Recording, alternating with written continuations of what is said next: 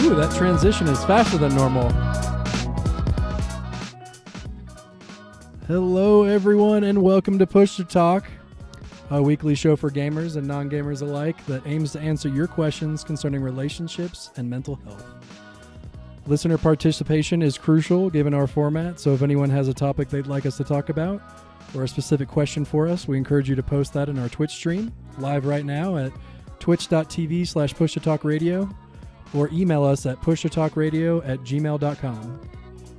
I'm your host, Anthony Delasio, a registered psychotherapist, and joining me this week are my co-hosts, Zachary Kruger, registered psychotherapist, master's candidate, and Alex Prinzios, not a registered psychotherapist, and I could be if I filled out a form, which I don't want to do, but Booyah. I might do soon. And we are three master's candidates in beautiful Boulder, Colorado. All right. Let me, where's the thing? Which thing? You know, the thing that we This- read that The keeps us from disclaimer. legal troubles. Listen, don't kill yourselves, and if you kill yourself, Oh my don't gosh. mention us in the suicide note. That's all we ask. It's not Jesus. too much. Okay. There we are. Yeah, that's pretty much it. Right? Somewhat. I feel like we need There to... was something else.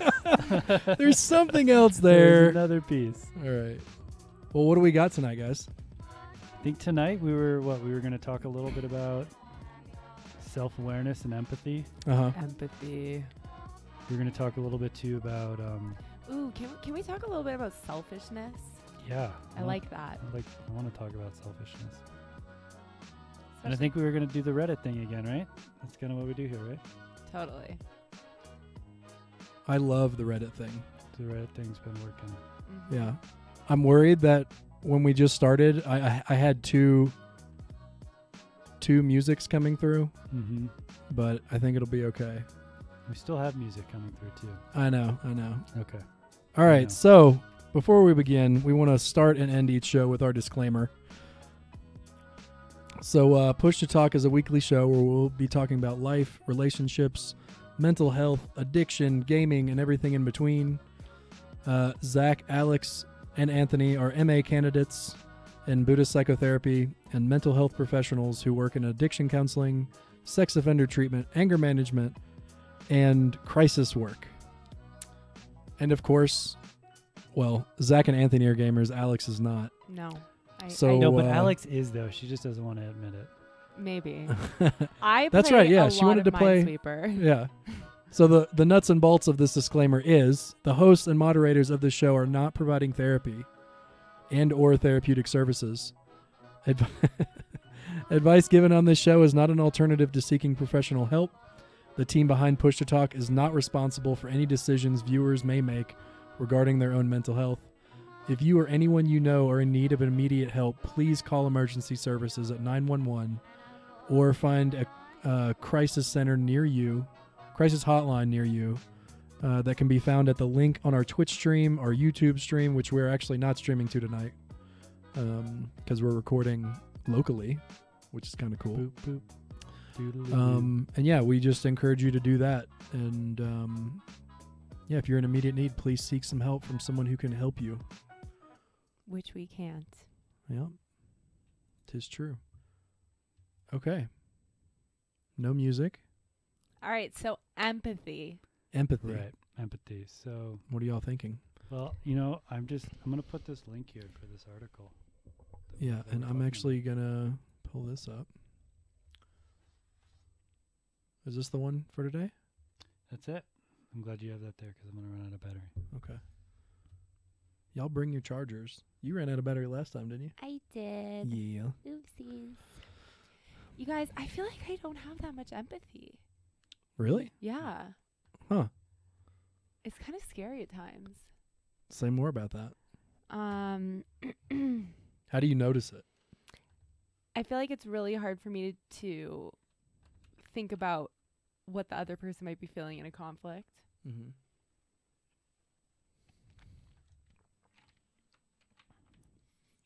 Is that your, like, the evidence you have?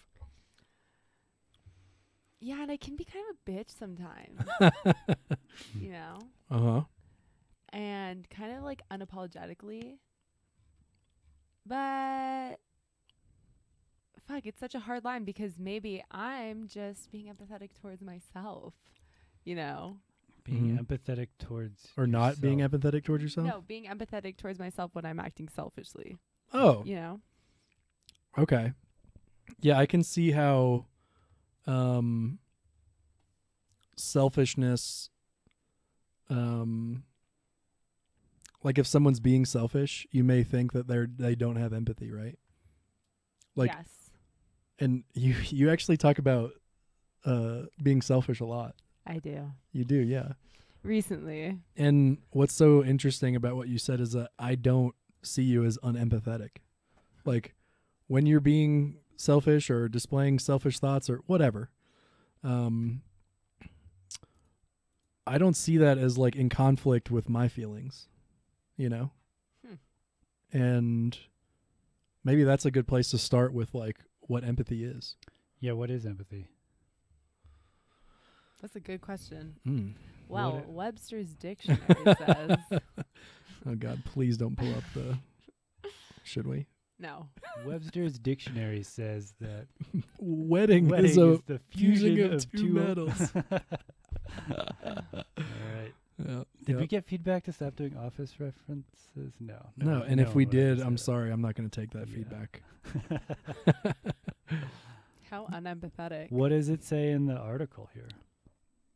Can we pull that up? I'm gonna pull. Do you want to know why, Zach? Why? Do you want to know why I don't care? Why don't you care? Oh God, this is taking way too long. I want people to be afraid of how much they love me. That's why. Is That doesn't fit. Is that empathy? No, I don't think so. That's a good question. I don't know. I don't think so. Well, as I pull up how this so this article that I've posted that we're referring to is Mhm. published in the Journal of Cognitive Enhancement. The title was "Learning to Understand Oneself to Increase Ability to Understand Others." So is that what empathy is? Just understanding somebody else's emotions? I think so. Like kind of putting yourself in their shoes, Yeah, and maybe. you really feel like you can't do that, Alex? I don't know. I don't know where that comment came from. I'm really curious because I've seen you so many times show care to other people, and where does that come from? If not empathy. Do I though? Yeah. Don't you? Actually, the discussion we were having before the show was just that. Oh yeah. Okay. True. Right. True. Yeah. And that's funny because I actually have been, I think I told you guys, I have these recurring nightmares that I'm getting put on a mental health hold. Yeah. And in supervision today, they were saying that sounds like empathy because you're like really feeling what these people are going through. and, Yeah, like, totally. Internalizing it. That makes Mhm. sense. Oh man, empathy's hard. It's just hard to touch other people's pain. So I actually Yeah. have a comment about empathy, and that it's actually being debated in the public square right now as potentially not helpful. Have you seen this? Have either of y'all seen this? No. No. So I don't remember who it was. We can look this up maybe. Maybe my laptop guru over here can take a look. But there was a guy on Sam Harris's show a couple years ago, and he wrote a book or wrote an article or something that was the case against empathy Yeah. or something like that. I'm remembering this. He says that compassion, this is his theory now. I don't necessarily ascribe to this, but he says that compassion is actually much more useful because he makes an assumption in his theory that when you're empathizing with someone, you run the risk, which is, I guess, true, that you run the risk of taking on the person's feelings, Mhm. and then you're actually not being helpful to them. Mm-hmm. And in the way and this all seems like semantics to me in some way, but Sure. the understanding there that you're going to take on someone's feelings by empathizing with them is, I think, not very subtle. Mm-hmm. And I think compassion is incredibly important, but I mean, how seems can you there's a even lot have of- compassion without empathy in the first place? Isn't that part of compassion? Don't you have to have empathy? well, and I'd love to hear, and I brought this up not having read his argument in like 2 years, but yeah, he basically claims that empathy is too dangerous and it's not actually helpful. And I would add, he thinks that compassion is where it's at, basically. Sure. And I would just argue that you kind of need both. I mean, I don't understand how you can have compassion without empathy. It's like Uh-huh. literally not possible. Right. Maybe he means more of like because I would think, and I'd love to hear y'all's opinion, that empathy can be psychological or cognitive, Mm-hmm. and not necessarily emotional and or like somatic in nature. Like, Interesting. I can like when I see Donald Trump, right? I feel almost no ooey gooey feelings for this guy, right? Mm-hmm. And at the same time, when I see him, I'm thinking, wow, this dude is like in a lot of fucking pain, Mm-hmm. and he's suffering, and he's projecting that shit out onto the world. Mm-hmm. So like, I have to kind of do my trick with Donald Trump up here. It doesn't seem like it happens a lot right here Sure. in my heart. You know what I mean? So then Yeah. why is empathy dangerous? Because weren't you saying he says that you might get like too caught up in what they're feeling? And Right. Like, you run the risk of taking it on, and then you're actually not helpful in whatever situation What the do you- empathy could be useful What do you for. mean by taking it on? Like, if someone is, I think he would say something like, if someone's angry Mm-hmm. and you're trying to empathize with them, Mm-hmm. then he thinks that in that moment you would have to take on the same amount of anger or look at the anger in the same way, and then therefore you're useless in that scenario. Mm-hmm. But he's saying if you apply compassion instead, that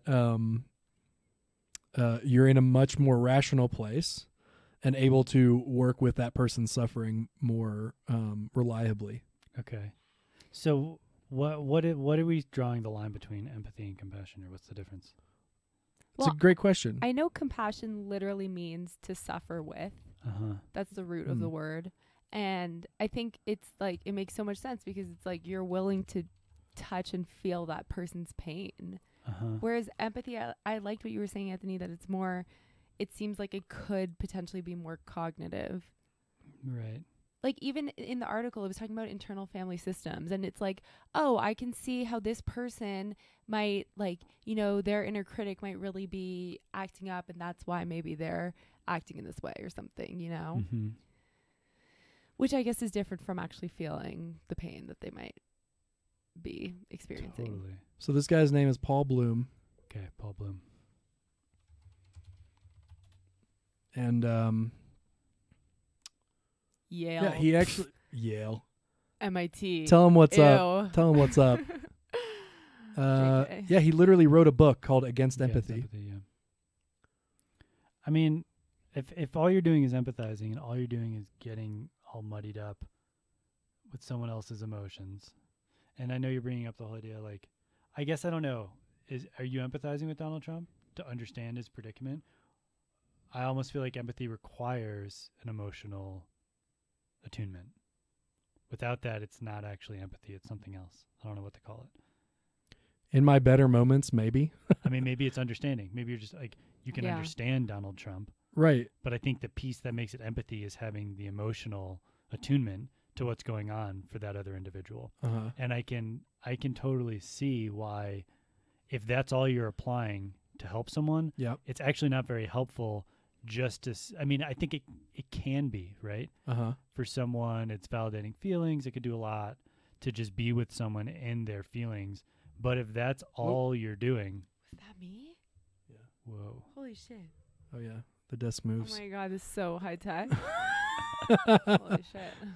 If all you're doing is sitting with someone and being sad with them, there's a limit to how helpful that could be. And I think what Paul Bloom sounds like he's saying is you run the risk of just getting like sad and depressed yourself without being able to do anything actually helpful. So compassion, I mean, you said, Alex, you just mentioned that suffering with, is that what you said? Compassion means? I love that, by the There's- way. Yeah. There's there's another version of compassion which I've heard, which is empathy in action or empathy plus action. Mm-hmm. That you take that, I can be with someone and feel their pain, whether it's pain or anger or hurt or sadness, and not only can you feel that, you can offer them some kindness in the situation. And I think that's what the difference between compassion and empathy is that compassion has an active component to it to try to relieve the suffering and not simply just be suffering too. I don't know. That's my take on it. So what are your barriers to compassion? Do you guys have any? Oh, sure. What are yours? Do you want me to go first? Yeah. Well, these are what we, as therapists, I would say that we work with all the time. Mm-hmm. Judgments. Yeah, that was what I was going to say. Barriers to compassion or judgments. Is it, is it on some level always a judgment, just in another form? You know, like negative judgments are barriers to compassion. I'll rephrase it. Well, I would even say all judgments. All judgments? Yeah, I would. How so? Like, well, what I if you're think judging this person's situation? What if I'm in a room with someone, as a therapist, and let's say I have a potentially unhealthy relationship to a certain behavior. Mm-hmm. So let's say gaming. Okay. And if, because this one would actually be probably close to me getting caught up in it. So I'll say, let's say I had a client that plays games in a very unhealthy way, and I'm just judging gaming as good, and I don't see, because of that, because of me just being like, oh, nothing, no big deal here. Like, I don't even think to ask the questions that might bring about the answers to let me know that he's in pain around it, or uses it as an addictive thing. That might be an obstacle to me even seeing that he's in pain. I could see that. You know what I mean? Yeah, I can see that. Like, if we are kind of, our judgments can blind us to. Or is that ignorance? Yeah, I was gonna say that's kind of, but that's a judgment that's creating ignorance. Right? Yeah, I would say so. Yeah. Lack of clear seeing in the situation. Mm-hmm. Versus, I'm thinking of a scenario where like a positive judgment is, this client, like, if you're working with a client or you're just talking to a person who's like, done amazing things to help people and, whatever, has a career based on helping others, and like horrible things are happening to them that are outside of their control, I would likely have more compassion for that person, rather, like, as opposed to someone who was, like a serial killer, right? Because I'm going to judge them poorly and then not have compassion for the serial killer. Do you not have compassion for the serial killers? Not in the same way. Definitely not. What's How is different? it different? How is it different? Yes, look at us. I mean, because of my judgments, right? Because I think there's much more value in like maybe doing anything other than killing other people than killing people. I don't know how else to say that. Wait, say that again. I have a judgment against killing people. So if I'm interfacing with someone who kills people in a serial fashion, I'm less likely to give a shit about their problems. That's me. Would that be coming out of fear?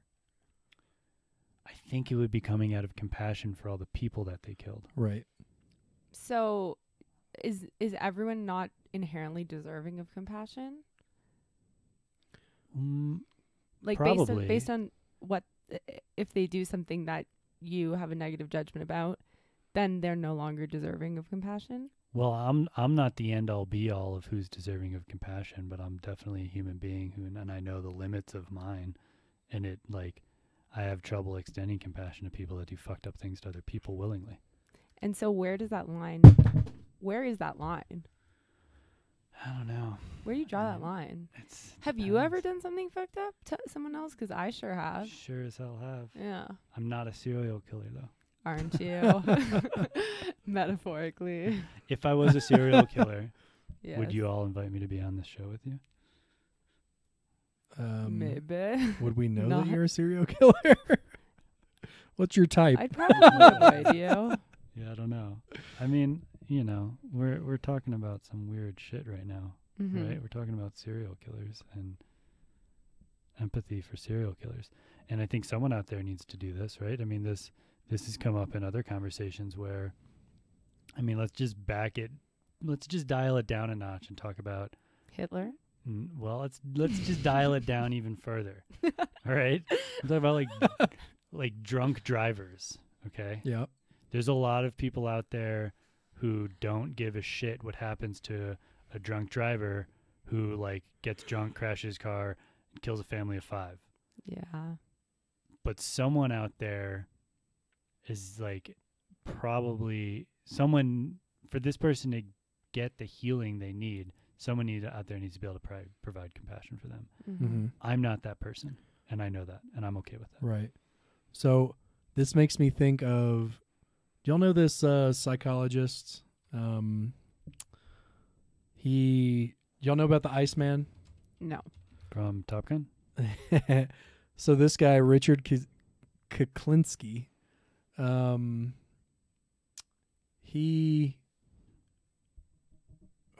Richard Leonard Kuklinski. This guy was a hitman for the mob. Mm-hmm. And I'm trying to find the psychologist's name. But this documentary, it's for free on YouTube. Anybody watching right now could check it out. Or at one point it was on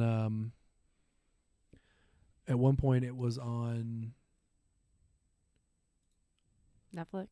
Yeah, it was on Netflix. And so this Park Dietz is this guy's name. He's a forensic psychiatrist.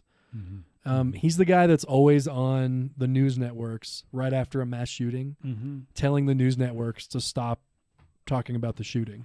Okay. Because this guy interviewed, I don't know if it was Manson, but he definitely interviewed Jeffrey Dahmer, and he interviewed, oh my God, who was the other guy in the late 70s? Jonestown or whatever? No, No, that guy killed himself. he like went Sure. after women. He pretended he was a police officer. Zodiac killer? No, No, they never caught caught this that. guy. Oh, okay. Anyway, this guy's essentially made it his life to study these folks, Mm-hmm. or to study serial killers and mass shooters and, Mm-hmm. super violent individuals. And they almost are always white men, by the way. Yeah. What's and that about? I don't know. And so I bring it up because you said that it's not your job in a way. It's not my job. Or at least you know the bounds of your compassion, Yeah. which is wise.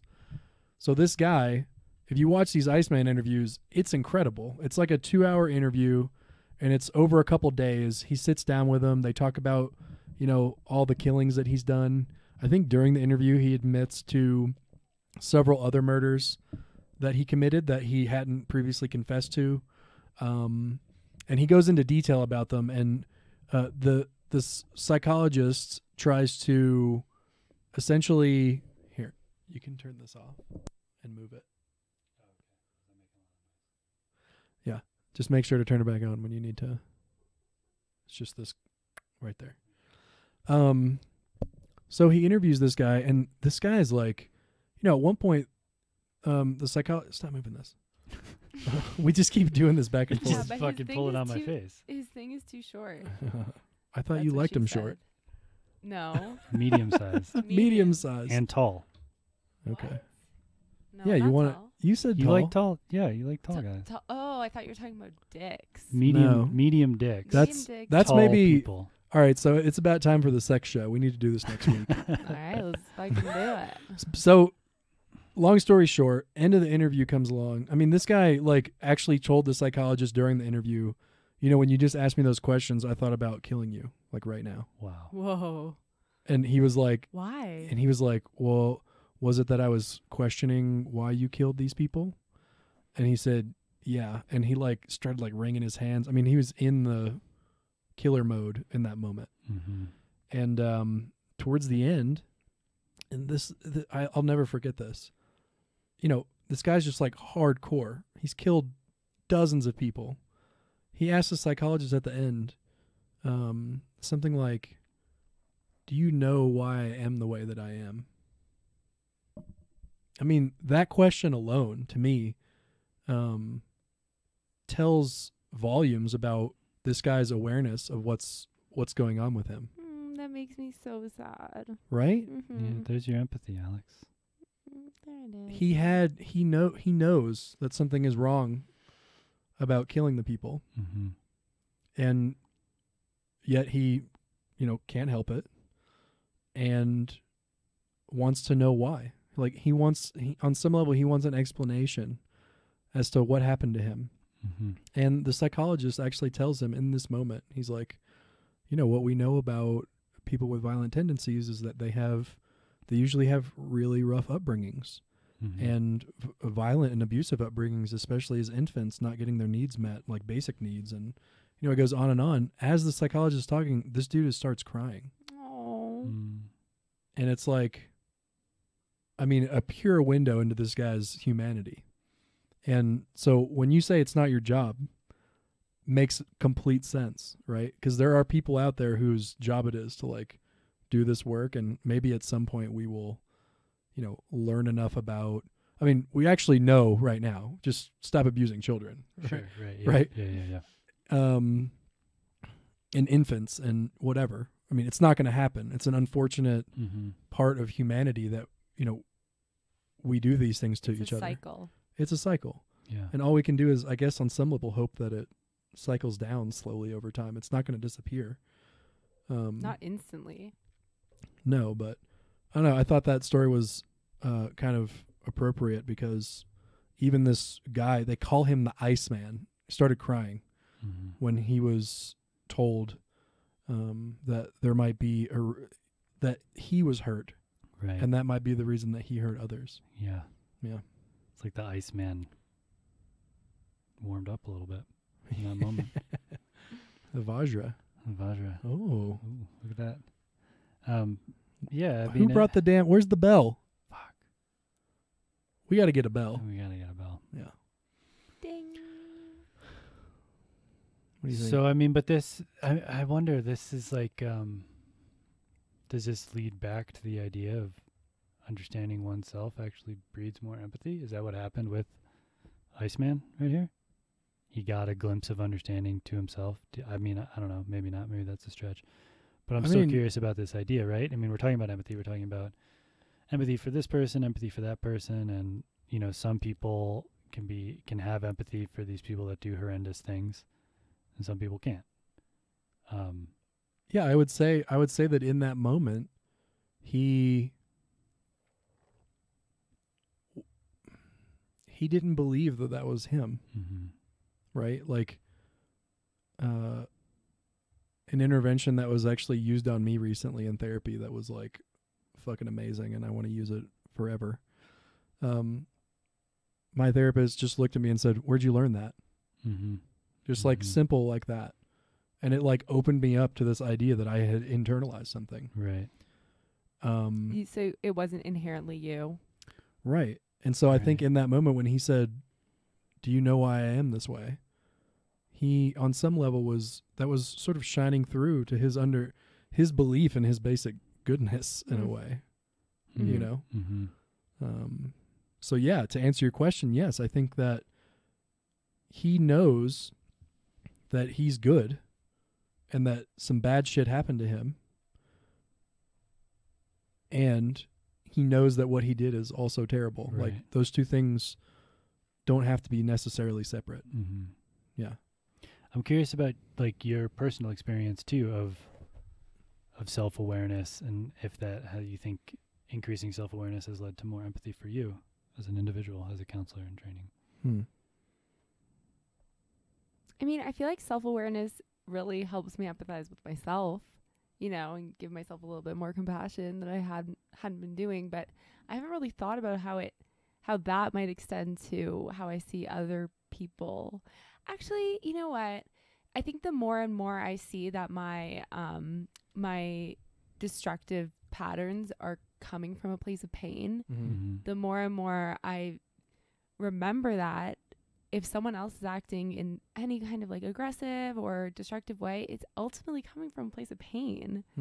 Awesome. That's what I'm talking about. Yeah.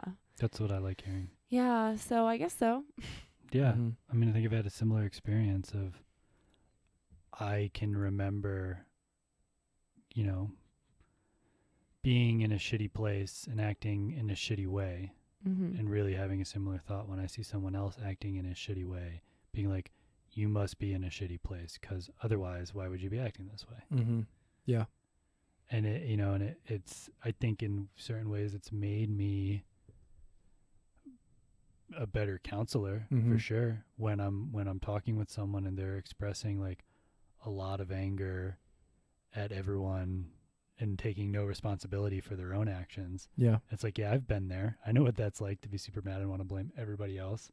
And so rather than just getting on board with this person and be like, you're right, you have no part to play in this, and you're just, you know, everyone's wrong except for you. You know, rather than getting caught up in that, I can kind of let them have their process, knowing that it's not the end all be all, that there's pain involved there, that they're just not touching at that moment. Yeah. But knowing that the pain is there and that the work is contacting that pain instead of putting it out on other people. Yeah. What I want to add to that, just as a, like, I don't know why, but what's that guy's name? David Rome that came and talked to us about processing? Dan Rome? What was it? Focusing, you mean? David Focusing? Rome, focusing, yeah. David Rome, yeah. Somebody asked a question. Anyway, long story short, he said, you show empathy until you think someone's going to get violent. Or if they're getting violent, or you think they're about to get violent, you got to get out of there. Yeah. You got to protect yourself. Right. Yeah. I do remember that. That's good. Define violence. I think he meant physical. Or if, you know, someone is particularly keen on your weak spots or your maybe your vulnerabilities or your insecurities, if you can tell that they're digging into that and you're taking it on, that's probably a time to walk out of the room. Yeah. Yeah, violence, that's an interesting one to define. It seems so clear cut in some ways until you actually start talking about it with people. Yeah. This has been my experience, then realizing like, oh wow, different people have very different views of violence. This actually just came up just this evening for me, working with a couple, and the woman in this couple said that there had been some violence in the relationship, and the next question that came to them was, well, what do you mean by violence? And the man responded like, well, we have actually two very different views of what violence is, so why don't we both answer separately? And it just is like, okay, yeah. Yeah. One thing is violent to some person, and it's not violent to another. And people, I mean, I think words can be really violent to some, and then for others, it's like, nothing. You can say whatever you want, and it's not going to feel violent. It's just going to feel whatever. Maybe. So sex show next week, violence show after that. Perfect. They need to be back to back anyway. Third week, BDSM.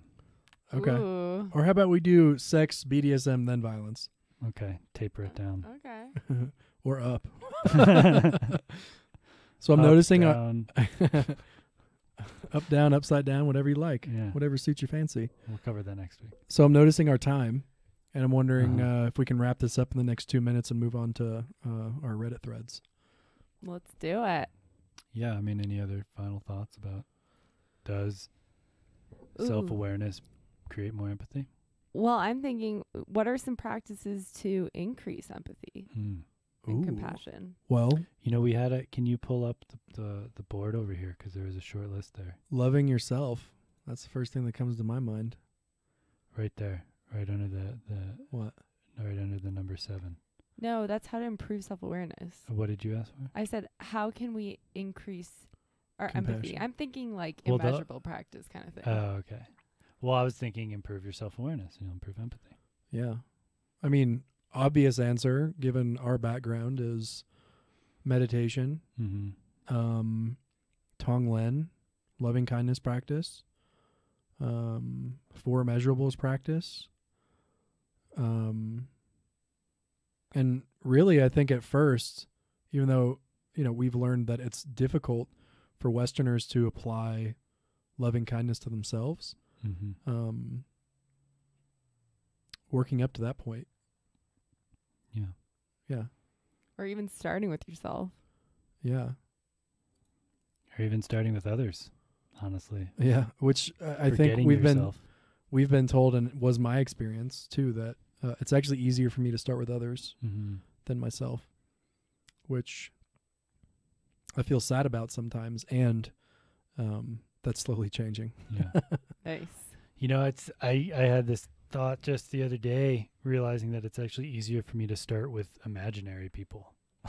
Oh, yeah? Yeah, like I can actually Like Luke Skywalker. totally like May Luke have peace. yeah, like that sort of shit. Like, May Luke be safe.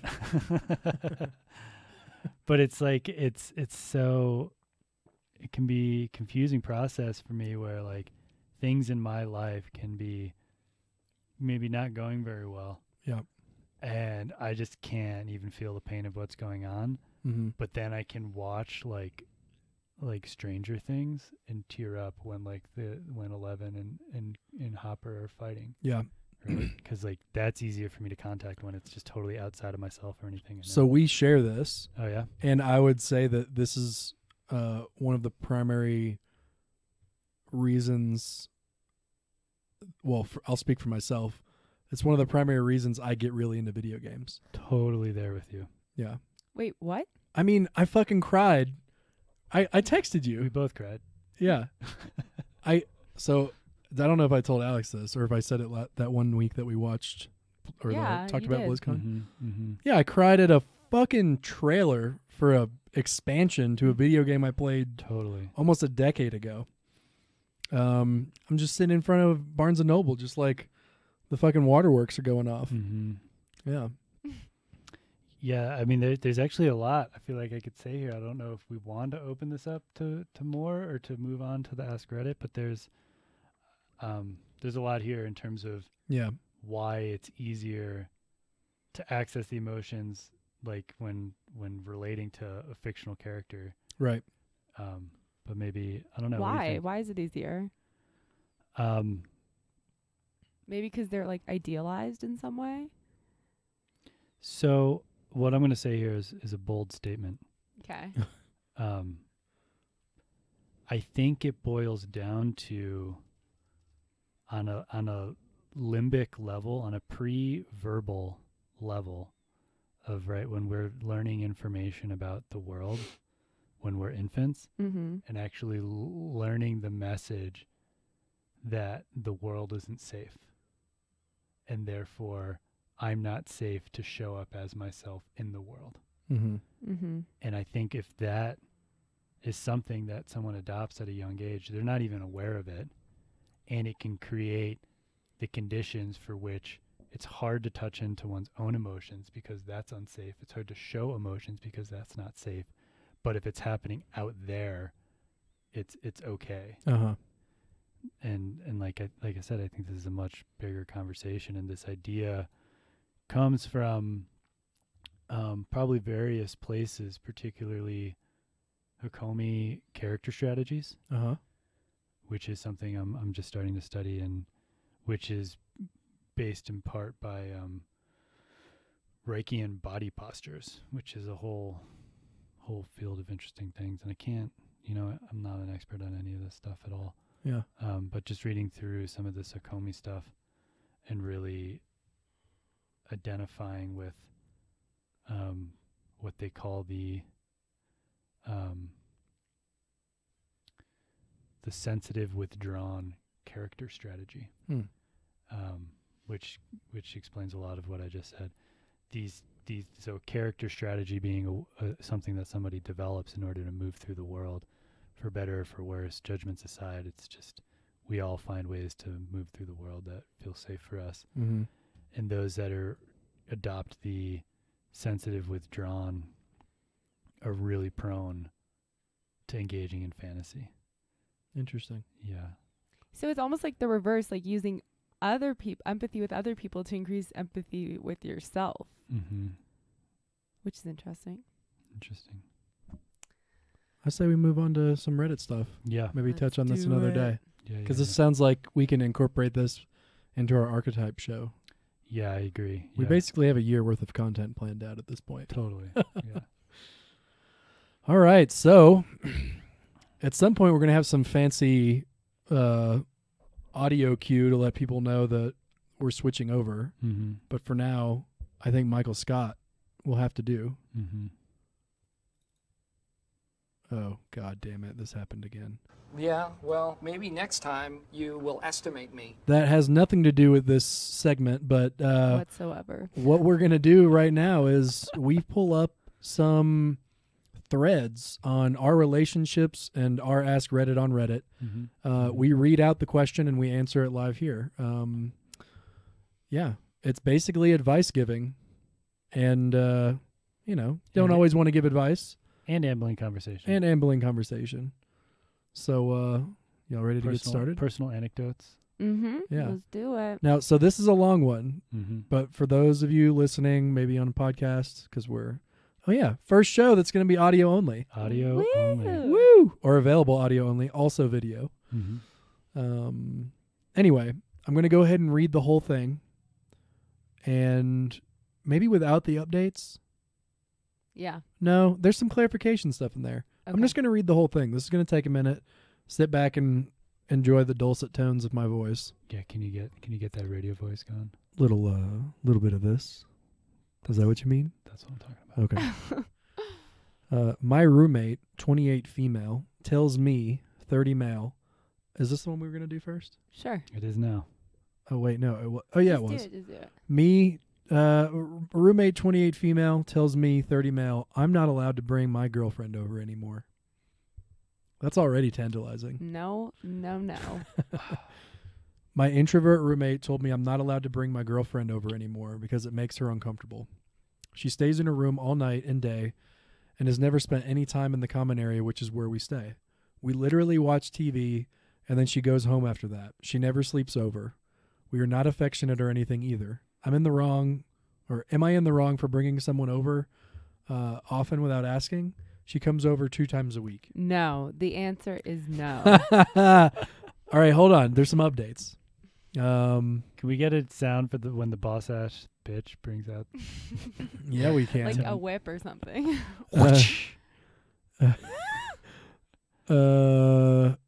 Well, we don't have a Wait, good one do you right have- now. No. Yeah, you do. 2 up, right there. It's this one. No, God! No, God, please, no! No! No! No!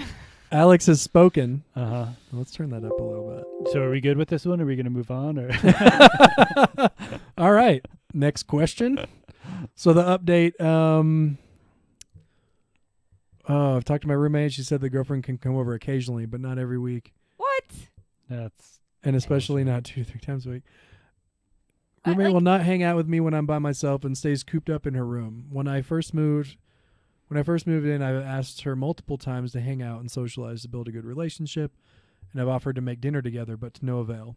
I do believe she uses the living room when I'm not home, as I've seen her at the dining table when I've come back from work, but right when I step into the house, she'll run back into her room.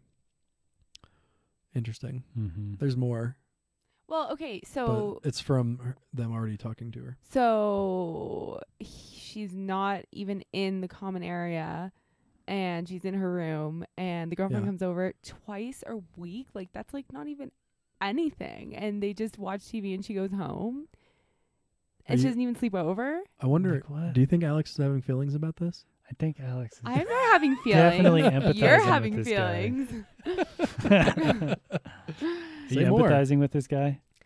this I mean, I girl? just think it's ridiculous, and it just like doesn't. It also just doesn't make sense, you know. I feel like there's just something else going on, like some. Totally. Yeah. some What other- feelings is this roommate avoiding? Right. Oh my God. I can totally empathize with the roommate. Not saying that I Which agree one? Which with one? the roommate, not the Not the. guy Okay, in The okay. main guy. Yeah. I have been, well, let me say this. I've never said this to my roommates, but I've been this roommate. Mm-hmm. Mm. Like, I didn't expect my roommates to like go into my crazy with me Mm-hmm. and like make me feel safe or whatever. By doing things like, you know, not inviting their significant other over. But I've been this roommate and it's really fucking tough. Yeah. Yeah. What? Just Well, like why? So what's going? Why is it tough? yeah. Because like I'm just thinking it's ridiculous that this is coming up, I think, but even just knowing that somebody's in my living room sometimes. And I mean now, this isn't even when I think I was that roommate like hardcore. Mm-hmm. I'm such a hermit, right? That I will spend a lot of time in my room. And even if I know that somebody's over that I don't know, that's not one of my roommates, Mm-hmm. I will sometimes decide not to go to the bathroom until I think they've gone, just because I don't want to deal with anybody. I know. I can see her Is that face like- in the video right now. It sounds By- totally nutty. by deal with, just to be sure. By deal with, you mean ignore them as you walk to the bathroom. Yeah, right. I want precisely. You've nailed it. And I Yeah. and I know what that feels like. I've totally been there. Uh-huh. Yeah. You told me recently Yeah. about a day that something like this Yeah, happened. something this happened. I didn't even eat dinner that night because I didn't want to leave my bedroom. Yeah, see? That was the choice. I See, made. Alex is like, who the fuck am I doing a podcast with I right now? know. I mean, I am now thinking of examples where my mom has had like family over and they're like Uh-huh. old people, and I definitely hardcore avoid that. Right? 'Cause- So Yeah. It's like you desperately need a glass of water and you don't want to go all the way to the kitchen because you know you'll have to like say hey or try to Dude, avoid someone. you're guaranteed to stop and chat, and you just what's don't want wrong? to do that. What's Stop wrong and with the chat. stop and chat? Maybe Nothing's wrong Sometimes with you it. It's not- just not into wanting to stop and avoid chat. it. Yeah. Okay. Okay. Nothing's inherently wrong with it. Yeah. No, But- yeah, I mean, this happened. This happened just to me the other day when someone I'm living with and had all these women over, and I was back in my bedroom. I would I think just you'd be playing- right out there. It was like a whole women's thing. Like I wasn't really Wait, allowed go- to be in the space. Yeah, what do you mean though? Like go into it a little bit. Because when you Like described what? it to me, I was terrified. I mean, and on the one hand, like it was a very lovely thing, and I think it was great what they were doing, and I had no place there whatsoever. It Uh-huh. was like just a bunch of women getting together and talking about. periods. No, I mean maybe Vaginas. yeah, like cosmic vaginas and Right. cosmic wombs. The and motherly the vagina. mother, like the mother, Mother Nature's Mother Nature's Yeah. yoni, chalice of heaven. Yoni, and- oh my Yoni. God. What the hell is that? I don't even know what that means. Yoni is the Sanskrit word for vagina, which means chalice of heaven. Oh. It's like a new age thing. Like I don't know. What's As- yeah? Isn't it like It's- less genders? Something. I don't know. Well, it's supposedly and I think I would agree, a less patriarchal term Why? for vagina, because vagina means penis sheath. Penis sheath? Yes. What? Oh, yeah. So in We the- talk about the real issues here on Push to Talk. Right. So if you want to own a penis sheath, then go for it. But some women prefer to own a chalice of heaven. A yoni. Yeah, yoni. What's the penis called? Do you know? The lingam, Lingam. the Ooh. wand of light. Oh, is that why it's called cunnilingus? Ooh. Cunnilingus? No, Isn't but- it one word? Cunnilingus, yeah. Kinda like- Cunning linguist is a hip hop artist. Yeah. But cunnilingus, Interesting. which is I thought that was like oral sex on it a is female. It is. I don't know. Oh, is it? I thought Yeah. it just meant. That would be fellatio. Right. And I think we're Really? I think we're mixing Latin and Sanskrit here now. Well, yeah, because yeah. Oh yeah, that's true. That makes sense. So, in my condo, all these women were celebrating Yeah, I the forgot we power were of talking the about this. yoni, and I opened my door, I didn't hear any noise out there, and I thought maybe they went outside, and I was feeling really hungry. And I just opened the door and I just peeked around the corner, and those of you on audio can't really capture this, but I'm going to attempt to show you what I saw. I just opened my door and I looked down the hall, and there was weird music going on, and I just saw a woman going like this. And I was like, this is not for me. I'm going to go back in my room. You just did a fucking 180. I just instantly like, You did what this guy's roommate does yeah, when she sees that the girlfriend's over. totally. Yeah. But does She she? peeks out. Oh, are they still Netflix and chilling? All right, I'm going back in my fucking room. Mm-hmm. But yeah. does she come out when he's alone in there? No. It sounds like no either. Well, yeah, right. So what's the problem? Well, Maybe yeah. she So, shouldn't have any roommates. well, Maybe- here's the deal. Here's what I'll say. I wanted to bring all this up to say that I totally get this. I've been this person. I am this person still sometimes, and I want to speak to the roommate right now. I don't want to Let's speak talk to the roommate. because it sounds like this guy knows exactly what he needs to do, Yeah. Mm-hmm. and he's updated it with the fact that they've talked. Listen, roommate person, what do you think this person's name is? Jenny. Jenny. I think a it's whore. Dolores. Dolores, you whore. Listen, Dolores. It's okay to not want people around because it makes you feel uncomfortable. And expecting people to create that safe space for you isn't going to work. Mm-hmm. Like, and I totally get like making a request on a bad day, or just having a longer conversation with this guy, saying like, hey, this is the deal. I get really uncomfortable when people are around, and I just kind of want you to know that and be mindful of it. And it would be, we can use the actual nonviolent communication language here, Mm-hmm. which would be like, I'm wondering if you would be willing to have a conversation around limiting the amount of time that you have people over during the week. And then just see where that goes. You know what I mean? Mm-hmm. And then maybe in the end they decide they're not a good fit to be roommates. Maybe not. Yeah. Yeah. And Dolores, just Dolores, you whore. Dolores, whatever you feel when this person comes over, just like take a moment to just pay attention to that and realize you're not going to die. It's a little uncomfortable, but it's not life-threatening. Because I'm not quite as compassionate here. Yeah. I think you're making more out of this than you need to. Well, when you say that, when I tap into because I summoned a little bit of it when I was just talking about it, Mm-hmm. when I tap into that, I get thoughts Mm-hmm. or images of me like in a small room, like scraping at the walls. Oh, wow. Yeah. Yeah. So Crazy, right? So how do you work with that, though? I mean, you have a different strategy. You haven't felt the need to tell your roommates, stop having friends over in a calm and peaceful manner. Right. Well, in college, when it was like very bad, I was straight up a hermit. I would just totally stay in there until I thought everybody was gone. Mm-hmm. And it was hard because I lived with my friends, first of all. I was getting addicted to World of Warcraft. And I was like ignoring my girlfriend and my responsibilities. All kinds of stuff was happening for me. I know that game. Yeah. And essentially, what made it even more difficult on top of that, not just that I was like living with my friends, is that my friends would have other of our friends over for parties constantly. Mm-hmm. So like, and I raided Friday and Saturday night at this point. So I know that while I'm raiding, there's like a massive party behind my wall. Because I was in a room. Holy crap. My that's giving me bedroom. so much anxiety. Dude, listen to this. This is like the crazy part, right?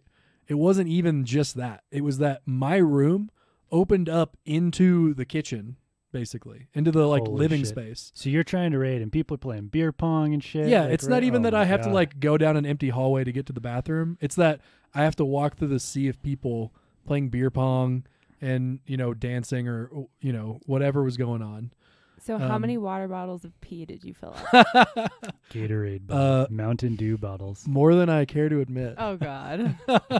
Did you ever let any of them sit long enough to grow? No, that I big? always- Zach.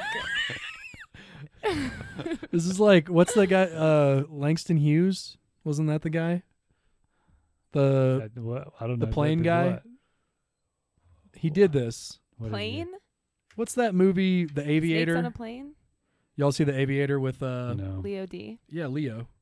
I think No. is it Langston Hughes? Anyway, the guy that started Pan Am and like essentially created the jet engine, or his company did, or whatever, Mhm, for mhm. commercial use.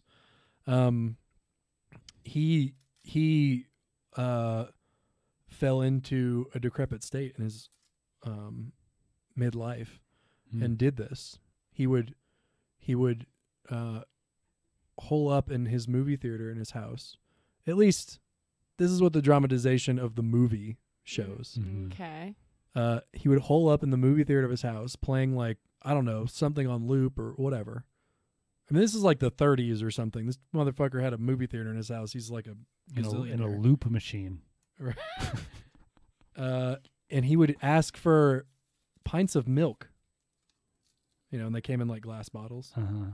So he would get the milk, go in there, drink the milk, and then pee into the milk bottles and then line them up against the wall. Why? Wild. And he wouldn't let anybody come in and clean it. He was like that Why? afraid. Shame. Oh, he was like too afraid to interact with anybody? Yeah, it's like a Ratna karma response. How? Well, I imagine on some level he's in like the jealous God realm, thinking people were out to hurt him, maybe. And I would assume that there's some But like whenever somebody drops off the milk, can't they just pick up the pee? I don't know. I don't think there was any rationale to it. Oh, I see. Right. Okay. Yeah, it wasn't If you about were- it wasn't about like doing a good thing. Can you imagine being this milkman? It's like, fucking Langston's house, man. Goddamn piss bottles. Right? I don't get paid enough for this. So yeah, this, like, I get this. I've been this person, and Yeah. It's yeah. hard. It's hard. Oh, somebody's Life here. Your is hard. your scenario though is different though. You're talking about parties and stuff. Is and Tajira here? talking about parties and What up, Tajira? We got the green screen going on today. Yay. our biggest fan, Our only fan. Tajira, our number one. unofficial head of our unofficial fan club. That's right. Yeah. Can't see what she says. What she's saying. She said, "Oh boy, we got the green screen." Oh, Here, I'll yeah, throw we it do. up on this. Well, no, I can't. Mm-hmm. That's good. LOL. So yeah, All right. I think that's. So I it's think tough. we're calling this one. It's tough. It's Yeah, tough. I'm wanting to reiterate that I get it, Dolores. It's tough, and Dolores, you whore. Can you tell Alex is the And- extrovert here? you got to work with it on your own a little bit. And that's kind of what Anthony says too. Yeah. You got to try to work with it. Be on your kind to own. yourself, and notice anytime. Well, ask for what you want, and be prepared for disappointment. See, it's situations like this where my empathy fucking peers, you know? Okay, so what judgment Here is we go. going on that's blocking the empathy? Because it's her being uncomfortable versus me being uncomfortable. And in that Ooh. case, it's like, This- deal with it. Suck this- my dick. Sounds familiar. Yes, it is familiar. But at the same time, it's like, okay, the only people who are going to make sacrifices for you to feel comfortable, like in that way, are your parents. And, Maybe a partner. Yeah, partner, okay. a kind Okay. friend. But I'm saying like someone who's just gonna do like accommodate all your needs and sacrifice their own needs. That's not a realistic adult relationship. Yeah. I'm sorry. Amen to that. Yeah, it's not a realistic adult relationship, and I think if you find yourself in one, then that's operating in that way. I think you're looking at some codependency. Maybe. Tajira, we're talking about a Reddit question that was somebody posting that their roommate doesn't want them to invite their girlfriend over Yeah, that's because yeah. they're like basically I would say a hermit. It sounds like Yeah. pretty socially anxious. And the person being asked was posting like, "Hey, what do I do about this?" Mm-hmm. And so the roommate stays in her room either way. It doesn't matter if the girlfriend's over or not. Right. And she's like never in the common area. But then when the girlfriend comes over, it's like this huge deal and she doesn't want her there. So Yeah. that doesn't make sense to me. Anyway, I want to go on to the next one. I think we did. Yeah, answered that one we've pretty covered the thoroughly, hell yeah. out of this one. Mhm. So we Mhm. we don't have We to have a go in break. order there, right? We can we don't have to go in order. yeah, we can. So pick we've got whichever a one we've is. got a bio break scheduled right now. Do y'all Yeah. want to take it? What's a bio break? You know, We just take a 10-minute. Oh, like to pee? for biological needs. Yeah. Oh. I mean, maybe let's do one more and then break. Yeah. I'm in. Okay. Which Lone- one do we want to do here? Lone Wolf. With the lone wolf. I'm I mean, down with the lone lone wolf wolf. is actually in the same sort of theme, so maybe we should go with this one. Okay. Oh, this is truly a long one. Yeah. We don't need to read all of it though. There's we'll get the gist of it pretty quickly. So the title of this post, let me pull this back up. The title of this post is I, 24 female, am kind of a lone wolf and need much alone time. Nobody gets it and it always causes problems. Whore. Whore? Whore. Oh my God, Dolores, you whore. Dolores, you whore. So some of the text reads, "Hi." So I've always been kind of a lone wolf, always spent a lot of time by myself, even as a kid. I loved gaming, reading, daydreaming. I did have friends, but usually just one at a time, and that was enough for me. I already got negative... Is that what it said? I already got negative reactions to that as a child. My mom, who has a bunch of issues, would complain about me having no friends. The ones I had didn't count, and she didn't like them. No, that's That really hurts a sad. little bit. Yeah, that stings. She often told me... Oh, that's She often told me why I'm... That I'm She also cold. told Oh, me that that. I'm cold and don't talk enough. And that I need my glasses. Yes. Yeah. Oh, yeah. Little lone wolf cub didn't get a lot of love, it seems like. Yeah. She's often told me that I am cold and don't talk enough, and that other people tell me that I'm rude. As I got older, other people would ask me why I'm so quiet all the time. I discovered that I'm just not a talkative person. I like to just listen and to have to push myself to say something every now and then so people don't think I'm not interested. I was usually socially accepted but never got part of the core group anywhere, simply because I didn't talk as much as the others, so I guess it was easy to kind of forget about me. Anyway, I feel like my urge to be alone is much stronger than anybody else I know, and many people find this weird or wrong. The problem, I guess, is I keep thinking in the back of my head that all this somehow makes me wrong because that's what everybody has been telling me.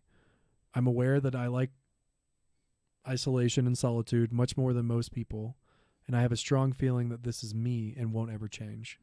But it's so hard to achieve the level of peace and quiet that I feel I need, and it's constantly stressing me out. And on top, I feel bad for even wanting this.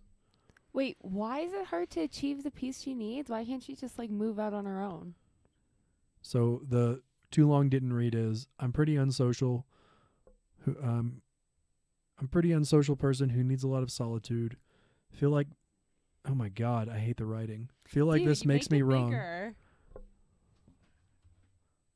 Oh Good, yeah. Good, Oh yeah. Good. I'm a pretty unsocial person who needs a lot of solitude. Feel like this makes me wrong. And it's also very stressful when I cannot get the level of aloneness that I need. Does anyone relate? Is it really so strange? Listen, Dolores, if you're happy, I'm happy, okay? Dolores Fuck. was the other chick. Yeah, but this is similar. Yeah, this is going to be our Jane Doe All right. Okay. But name. it's like, fuck everybody else. They don't like it. They can suck your dick. You know what I Right. mean? Like, if you're Get 'em, happy, Alex. Lingam. they can suck your yoni and your lingam. Like, it's yeah, exactly. Just do whatever makes you happy and fuck everybody else. Do you think this is the roommate? It I literally was could wondering be. that too. This back-to-back post here. It could be. Yeah. Yeah, I mean, to answer the question, first of all, like no, this doesn't make you weird or wrong or normal. And of course, you're not going to meet people that like to be alone as much as you do because they're off being alone. Where are you going to meet them? Right? So Tygeer in the chat says that she can relate, and she's going through something similar with her in-laws right now. Oh, yeah. Yeah, it's hard. I mean, I wonder, Tygeer, if you want to say anything more about how you're dealing with that, or how similar are the scenarios? But I don't understand why this person who's asking the question, like, what's the issue? Who is forcing her to talk to people when she doesn't want to? She wants to be. Yeah. Go ahead. I mean, regardless of the total present, it's super clear that she's got this ingrained thing that there's something wrong with her because Mama Wolf basically told her so. Yeah. Mama Wolf, I like that. Yeah. Ow! Mama Wolf. Yeah, I mean, right? She told, you don't have enough friends, you're cold, and the friends you have don't count. I mean, that's harsh. And then you grow up and you want to keep being alone, and then you realize, like, oh man, is there something wrong with me? And I think ultimately, like, Lone Wolf needs to, I mean, there's some acceptance here. And I wonder too, like, I'm thinking about a question that was posed to us last week, like, are you avoiding something with the aloneness? Is being alone actually providing you sustenance, or is it keeping you in some sort of Avoidance. Yeah, avoidance pattern. I'm thinking of the question of, like, how do I know that I'm being supported in habits that are good for me versus, I have my wounded habits. I can't remember how it was phrased exactly, but the idea, is this good for me or not? And I wonder, there's the desire to be alone, and maybe it feels good to be around people. So maybe there's some of that you got to bring in too. And if it's tough to do it in person, I mean, you're reaching out here on Reddit. You've got 392 people that want to talk to you about this. I mean, that's a lot of people, so you're really not that alone. 132 comments. Yeah. That's a lot. I can't read the text, but I want to check back in with Tygeer. Tygeer says that My husband's family's parents' generation have this open door policy, and everyone just shows up at each other's house. And I was brought up showing up at someone's house unannounced was rude. So anyways, I'm having issues because I would like people to shoot me a text or a call before they stop over. And I'm slowly becoming the black sheep wife because I simply don't like an open door policy, mostly because I have an 8-month-old. Oh, I didn't know you have an 8-month-old. Yeah, Mazel tov. Congrats. Ooh, okay. Yeah, I mean, I think, first of all, I just want to say, not knowing you very well, Tygeer, I'm pretty confident that you've got a good handle on your situation. And I'm reminded of, this is totally different, but we had a similar question. I think it was about the dad who liked to kiss or something. And it was my God, yes. And it's different, right? But still a boundary. Can you communicate the boundary? And it sounds like you having an 8-month-old, that's like, dang, you have every right to, like, know when people are coming by. And also, you're not alone. Like, I grew up in a household where it was super rude to stop by unannounced, and there's just different cultural norms. And I'm curious if you've tried the communication and just, like, a kind, nice way, and if you've tried it other ways too, and if any of that's actually worked. Yeah, and what does your husband think? Or have you even talked to him about it? Is this too high for you? Me? This? No. Okay. I'm okay. I like all that. I'm going with what they said. If they want to shun you, just because you have some preferences about your own home, maybe there just needs to be a conversation. Yeah. I'm sure there's some kind of middle ground. Yeah. And just breaking through that first conversation is probably the hardest part. Yeah. I don't know. I got a boost of energy. I want to keep going. Yeah. It's 8:30, by the way. It's 8:30. We're gonna probably go till 9:30 tonight. What I love about our format is we can just do whatever we want. We don't even have to take a break if we don't want to. No, we can do whatever the fuck we want. That's right. Yeah. And we can sound really awesome Just like with these this mics while we're doing it. Girl, Right? Dolores. Just like Dolores. Dolores, you whore. All the Doloreses out there. Tony. I just like repeating what you say, Alex. Okay. Where does that come from? What? Dolores, you whore. I think she just made it up. Just- Ooh, I'm Okay. excited about this one. I This don't like is- this one for some reason. I think yeah. Oh, I wanted the I got married too soon. Let's go that. I mean, we can the cutting the other one. That one's we're looking at one where this guy's talking about cutting his mom out of his life. We don't have to touch that necessarily. No, we can. I just want to do the other one first. Yeah, let's do the other one first. Okay. All right. Ooh. Ooh, I have it. I have it. I have it. We have You it in do? the Google Doc. The Google Doc. Wait, I think I have it. In the Google Doc. No, that's not it. So married a bit too soon? Which one is it? Oh, I got it right here. Oh, here we go. Ready to go. Root to do to do. A ribbity doo. What was that? Did I just hear something? A honk. There's a honk A honk. from a horn.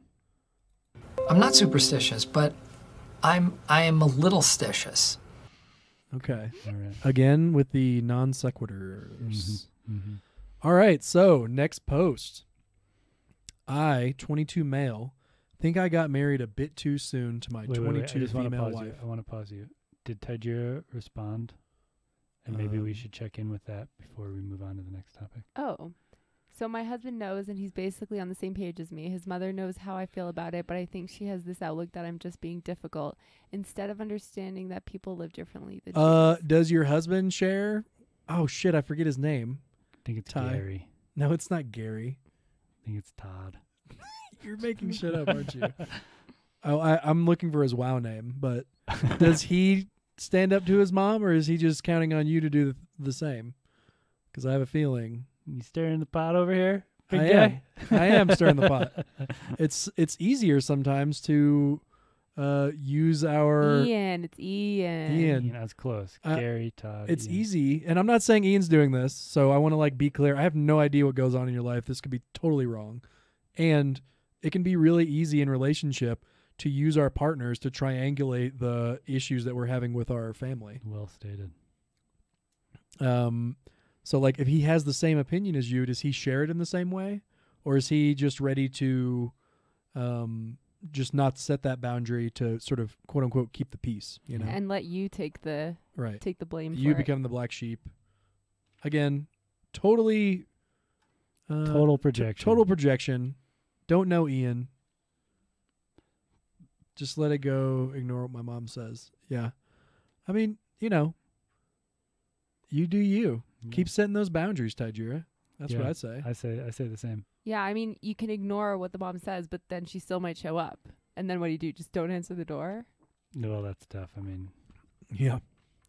Yeah. Again, break through that first conversation. or you just answer the door like, Naked. yeah, that's what I was thinking. Just That sounds awesome.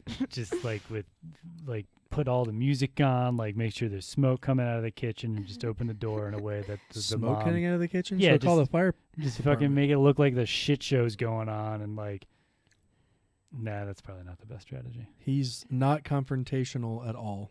Hmm. Well, yeah. Yeah. It happens.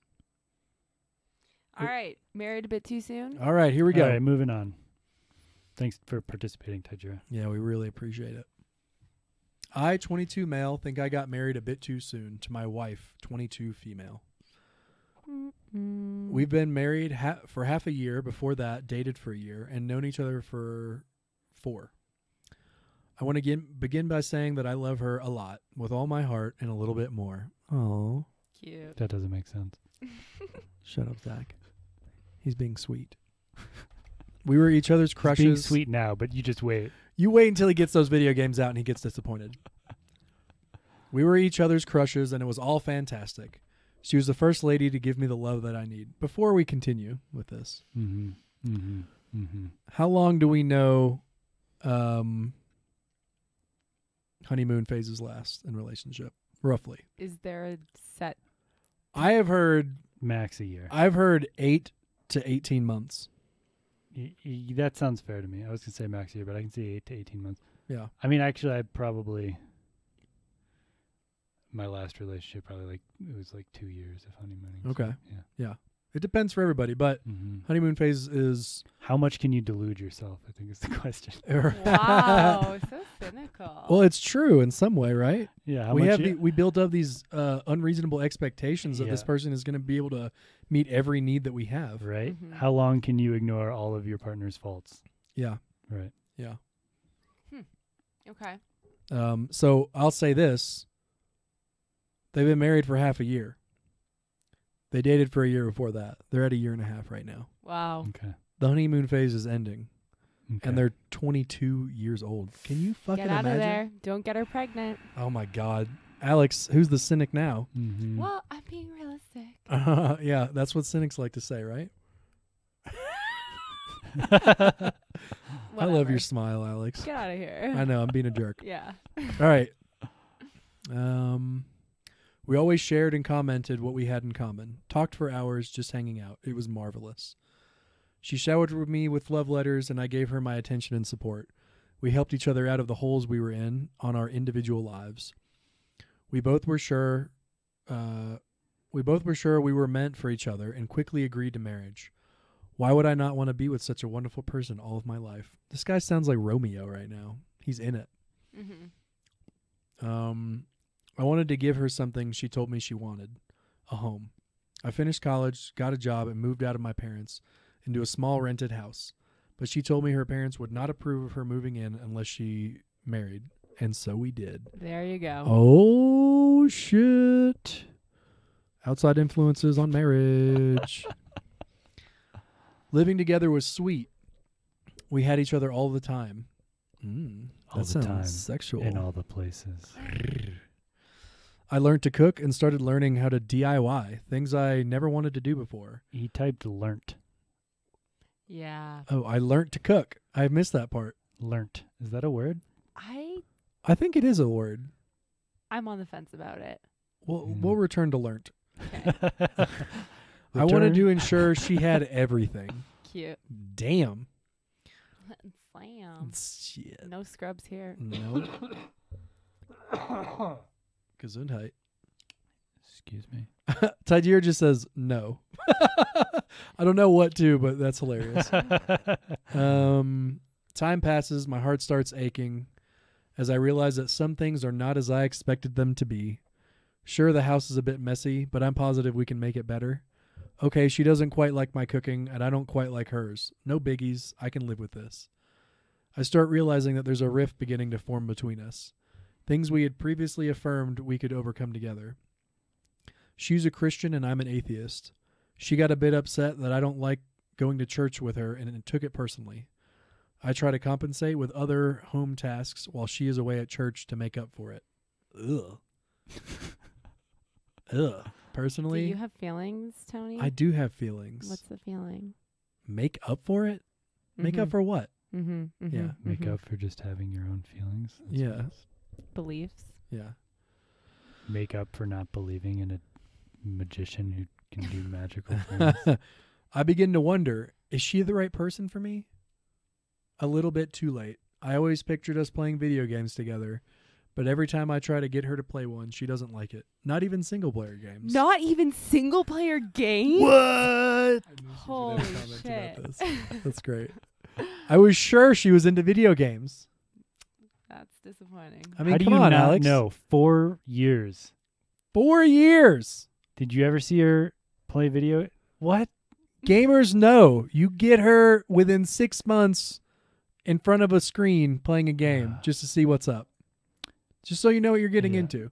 I do like this guy's writing style. I'm just gonna say I'm wanting to actually stop and see if we can get some R&B music and we can read this whole thing. Like, like it's an Well, R&B song. we don't have rights to R&B music, Yeah. so Well, I've got some unfortunately. tracks. Also, Tidira looked it up and learnt is a word apparently, but she thinks it's awful, so don't use it. You're right. I agree. It's And Tajir is asking, correct. I mean, so is video games his deal breaker? Right? Like Alex's deal breaker is small hands. I Did you that? say that? I mean, I don't want to say deal breaker, but Right? Yeah. But Smaller than yours or just small and too big of a dick. definitely can't be smaller than mine. Yeah. With Too the big. hands? Yeah. Okay.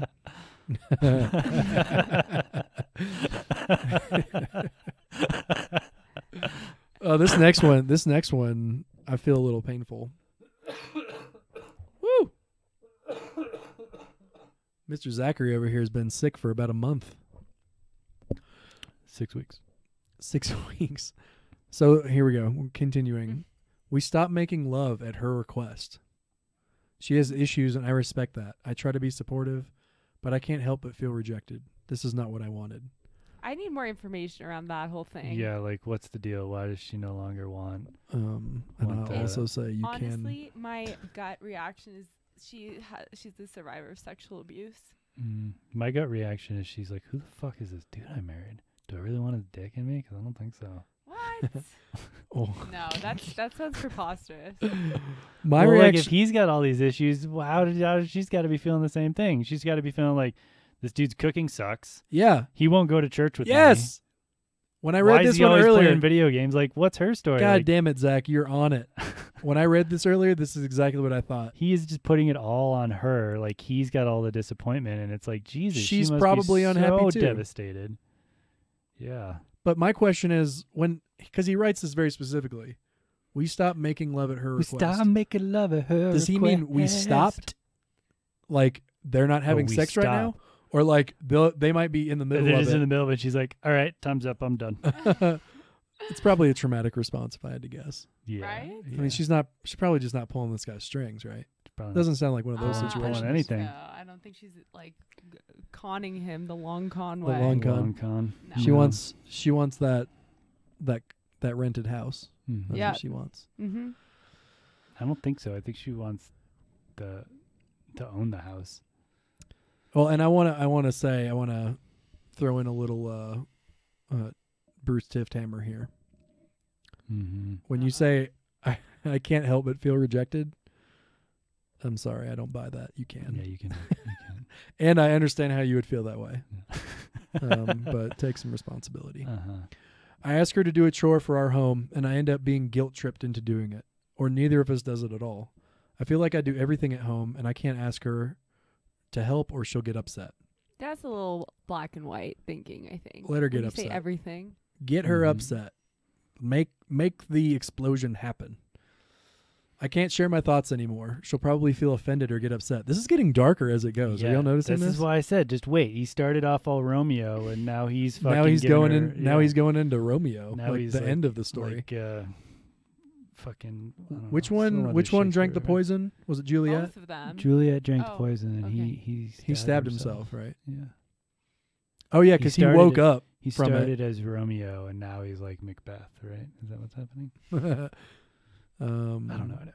Yeah, I'm going to read that one again. I can't share my thoughts anymore. She'll probably feel offended or get upset. I think we need a lot more information here, buddy.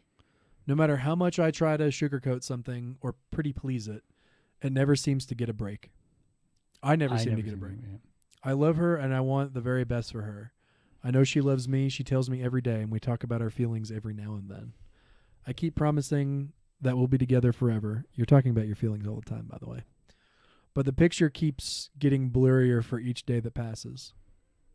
We promised we would bring out the best in each other, but I don't feel like the best version of myself. So Reddit, Sounds like your problem. I don't So Reddit, I don't know what other details I can say without revealing too much about myself. I feel bad just writing this, but I really need some advice. TLDR, I love her, but I don't think I like her anymore. Yeah. Do you have to like her? What's the deal? I feel like you should just want to like your wife. Say it again. I feel like you should like your wife. Yeah, Right? it's hard to I mean, argue with. Dude, don't settle. No. You're 22 years No. old. What? No. I you- disagree. What? You don't wanted, have to. you said right, and I'm saying no. No. No, Oh, damn it. well, I'm. So what? So say it Yeah. then. No. What? No, what? If you're in a relationship for long enough, you're gonna not like your partner at some point. All right. There it is. Things ebb and flow. Yeah. That's You what know, I'm saying. I He's haven't- solidifying this period of their relationship. That's right. That is so fucking right. If things were different and they've changed here, what's to say they won't change in the future? But then at what point do you kind of call it quits and move on to someone else? After you've actually talked about it. Right. Yeah. Yeah. Well, it after sounds like they after you've talk. integrated all the responses from Reddit and had an actual conversation with Yeah. the person you need to be talking about this to. And goddamn these moderators for not letting us post I our know, answers. because this would be so helpful for him. Shit. Nobody wants to listen to our advice. what's Tijera saying? She's fucking going off over here.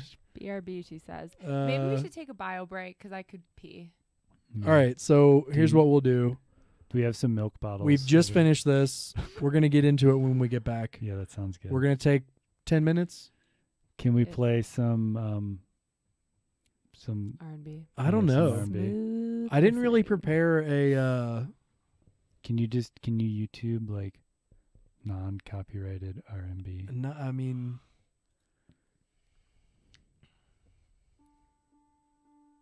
I don't know if this is copyrighted or not. It's fine. It's fine. It's No, not so though just- because Twitch will literally mute our stream. The Not whole the stream? whole stream, right? Well, they get it wrong sometimes. Like sometimes they'll Mm. mute it 10 minutes before and 10 minutes after a thing. It's only the recorded one, but still, Right. I'm gonna have to So remove just, it anyway. Just post some fucking Mozart or something. Mozart In the common domain. is Mozart in the common domain? Yeah, Gotta isn't be. it? It's fucking He's Mozart. so yeah. All right, let's just play some fucking Mozart then. Yeah.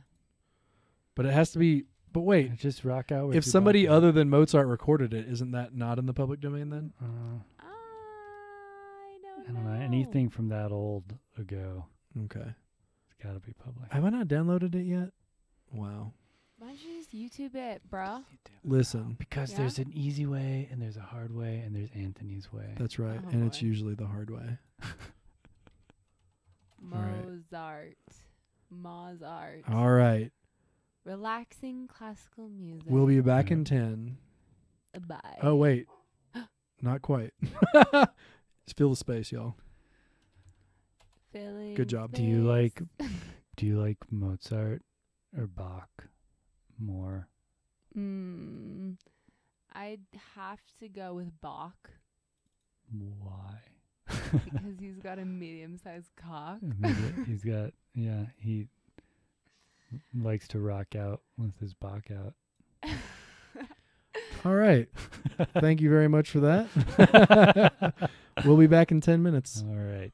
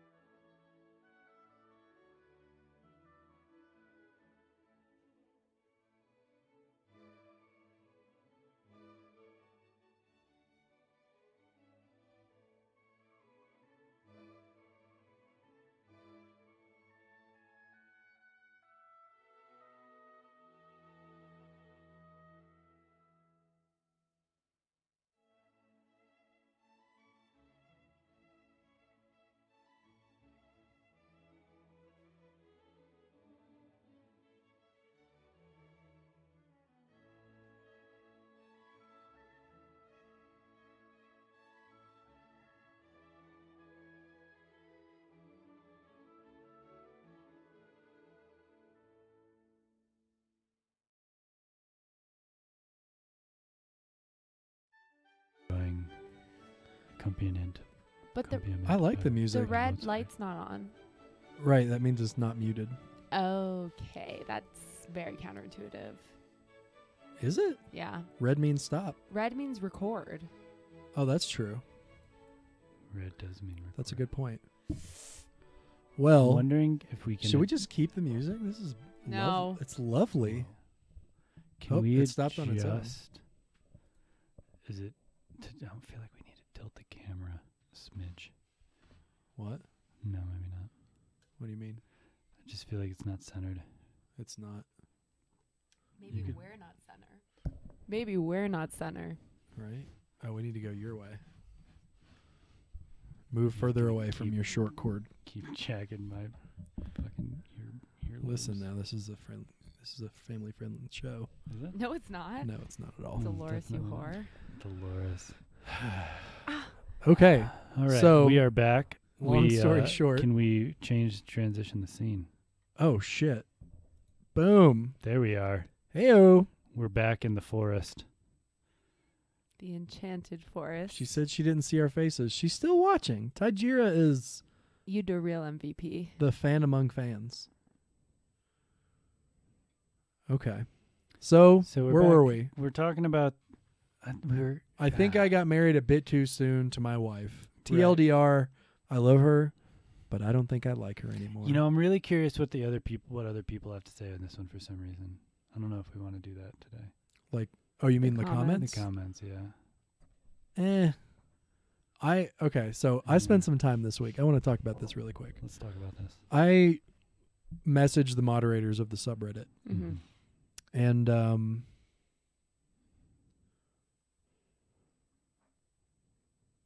Yeah. basically, we can't. Sorry, for people who are just listening to the audio, these pauses you would see that we're like looking at the screen and trying to check in with the chat room.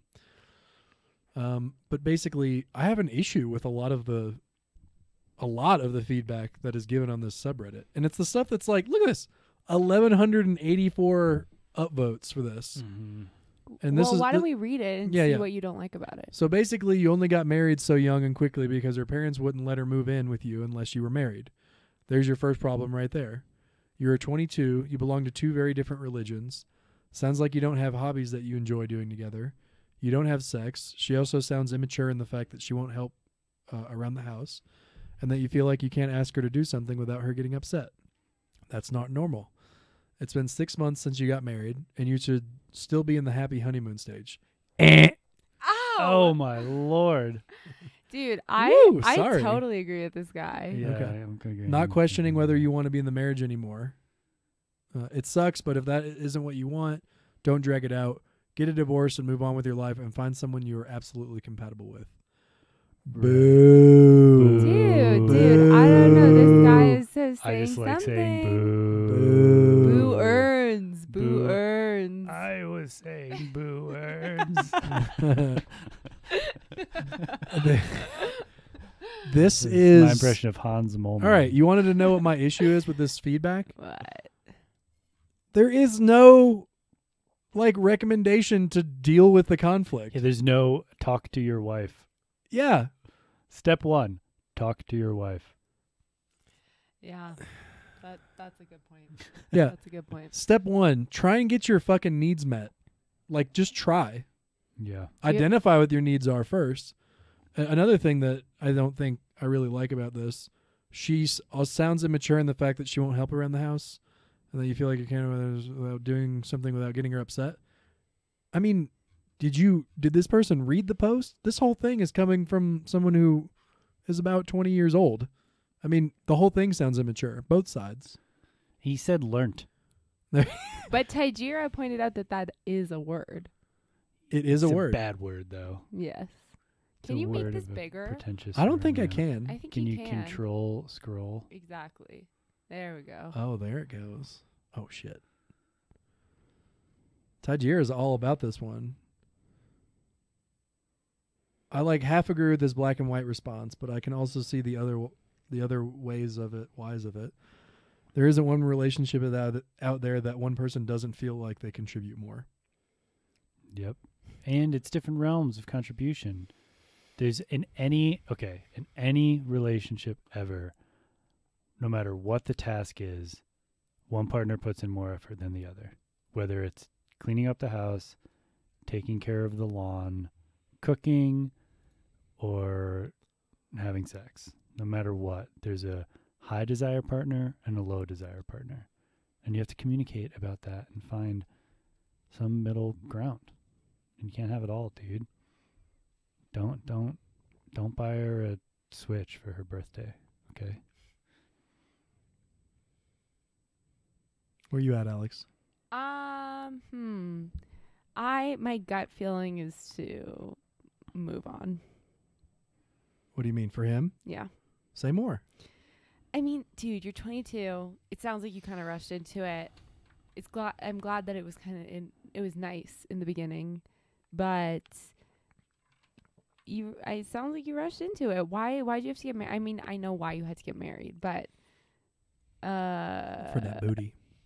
Yeah, that sweet booty and that sweet rental Sweet house. Catholic booty. That rental house sex though. Yeah, I would say, try and work through it. I totally think marriage counseling would be a good idea, but I would say, if it's not working, just move on. You're 22, dude. You're too young. Boo earns. What is Boo Earns? Ugh, What the God, hell? Don't you watch The Simpsons? Tony, you whore. Go ahead, say it. Say it. What do you mean? Call me a whore. You're a whore. Yeah, that's right. You're a damn whore. I'm an office whore. I don't watch. You're just a plain whore. I don't watch a 20-year-old TV show. Well, that's you watch stupid. 10-year-old. I don't know. It's actually probably. It's probably a great show. I don't know why I said The that. Simpsons. You're shitting on course. The Simpsons, Dude, I watched it when I was growing up. The I fucking know. Simpsons is the longest running sitcom of all time. That's Yeah. correct. Yeah. Second only to The Office. I don't even mean what I'm saying. I don't know why I'm saying it. I Mhm. love The Simpsons. Because you want to be a little shithead. Yeah, It's like I'm rebelling right now. Season 3, everyone's booing Mr. Burns, except for one guy named Hans Moleman, who's in the back saying, No, but the thing is, Smithers is trying to console Oh, Mr. right, Burns, right. and he's saying they're saying Boo earns. and then Mr. Burns like, are you guys saying boo or boo earns? And the only person that speaks up is Hans Moleman. Wow. I was saying boo earns. You could probably find this clip on YouTube easily. yes. Boo earns. Just type in Hans Moleman boo earns. Or just Boo earns. yeah. Boo earns. Like ERNS? No. Yeah, there, boo earns. That's it. There Yep. we go. Yep. Yep. Click on it. Smithers, are they Smithers? me? No, they're saying Boo earns. Boo earns. Are you saying boo or boo earns? Oh, wait, where's the old wait, guy? Oh man. Hans Moleman. It's in Yeah, there. no. That was it. You moused over it. Yeah. That was Yeah, it. but it's 10 Just- minutes just of click it, Boo just or click Boo it. Earns. Mm. Oh, here we go. Yeah. I was saying boo earns. Oh my Yeah. Well, look, here's the deal. So I hope this was helpful for you. Right. I got to turn these levels down when I laugh. It's like crazy. This is the ambling that I'm saying. This is where the juice is. It's in Boo Earns. So here's what I'll say. I agree with both of you because it sounds like you two are in agreement mostly. It doesn't sound like they've tried to like work this out. You're married. You made a commitment. Give it a shot. Like, what did you like? I mean, honestly, I'm not married, so I'm not speaking from experience here. I can only imagine that there are periods of long-term relationships that are way worse than this and last way longer than this. And on some level, I feel like wanting to leave right now is a really immature response. And maybe that's just where you're at. If that's the decision that you want to make, go for it. It won't be the end of the world, and you'll get some relief in the meantime. My thinking, though, is give it a shot because you married them, and that's kind of like what the promise is. And It may not work out, but you will probably grow from the experience of trying at the very least. So try and get something out of this. It's not about your comfort. Yeah. That's what I'll say. I don't know. So young. There's Yeah. nothing. What are they? They don't own anything. They don't have any kids. It's okay. What are they holding on to? Don't have Love. The I mean, did the we fantasy that she's gonna want to play Skyrim? Yeah. Do we so quickly forget the love that he showered on her in the first half of this post? Yeah, I do. With all of my heart and a little bit more. We were each Yeah. other's Well, crushes. where is that and it was- now, huh? Where is Yeah. that now? Where is that at the bottom of the post? Yeah. Where is that? Where is fucking it? Bad? 4 scrolls Where- down the page. Oh, I've been married for a year, for 6 months, and it's not as good as it was when we first started. That's what I'm hearing. She doesn't play video games. Not even single player. Oh my god. All right, now we're just going into cruelty, I think. Yeah, no, yeah, We are? a little bit, Oh. With the mocking. but I mean, See, the lack of empathy. This is what I'm talking about, people. Yeah. And like so this I mean same thing as before with the roommate, I would say. mhm. Understandable feelings, understandable thoughts, understandable impulses. And I think for growth to happen in any relationship, you have to work against your impulses sometimes. yeah, And I mean the impulses that are like looking for comfort in every moment in your relationship. Bring it up. Set some boundaries. Be like, hey, the house is dirty and I feel like I'm the only one cleaning. What gives? Can we have a conversation about this? Hey, I'm atheist. If you wanna hold it against me, then we need to have a conversation about this because I'm atheist. I'm not going to change for you. If you're going to just resent me for it, you're spinning your own wheel here. What else? The Wheel of She's just- Samsara. She doesn't play single player video games. That's what Zach's stuck on. He doesn't give I a think fuck we're about all his stuck on I feelings. think we're all stuck on that. He doesn't give a fuck about his feelings not being heard. He just wants her to play fucking Mario with him. Yeah, I mean, Yeah. I want to watch her play Mario. I don't even want to play. Yeah. Yeah. I don't know. This is where I'm at with it. Yeah. Try and then do everything they said. Yeah. Okay. I don't know. That's I wonder, was his mind made up before he posted this shit? He's Yeah. gonna stay with her. That's what I think. He's not Really? gonna leave her. totally. Yeah. Yep. He just wanted to bitch. If he even showed, this is my sense, and I hope to God this guy doesn't see this. I know there's like no way in hell he would. But if he shows even an inkling that he wants out, guaranteed she's gonna have a reaction to hold on to him. Why? I just have a feeling. Why? Because women are needy? Huh? Mm. Is that This why? is where you went. This is where you went. That's where you made me go. And Oh, don't pull I didn't some make Bruce you Timm do shit. anything. Okay, explain yourself at least. Well, because no, it's not about. Oh, okay, so one, I'm a guy. Yeah. I'm a male. Yeah. I have privileges, Mm-hmm. and I have misogynistic views sometimes. So How I'll say, big of you to admit. I will say that this may be coming from a place of sexism, Okay. and I'm gonna stick by it Okay. because it's not the whole story. Okay. What I'm seeing here is that someone in a relation, if the tables were turned, I'd say the same thing about him. We have someone in a relationship who seems to be creating a space in which she feels safe. And if he does anything outside of that, she gets upset, right? Where do you get that idea? Well, let's see here. Let me count the ways. Yeah. She gets upset that he won't go to church with her even though she knows he's atheist. Okay, that's one thing. That's one thing. She gets upset when he asks to do a chore. She gets upset when he asks her to do a chore around the house. She gets upset. I can't share my thoughts anymore. She'll probably feel offended or get upset. That to me sounds like if he doesn't fit what mold that she's got placed for him, Mm-hmm. she's going to feel disappointed and upset that he's not fulfilling whatever role she's set aside for him in her life. Okay?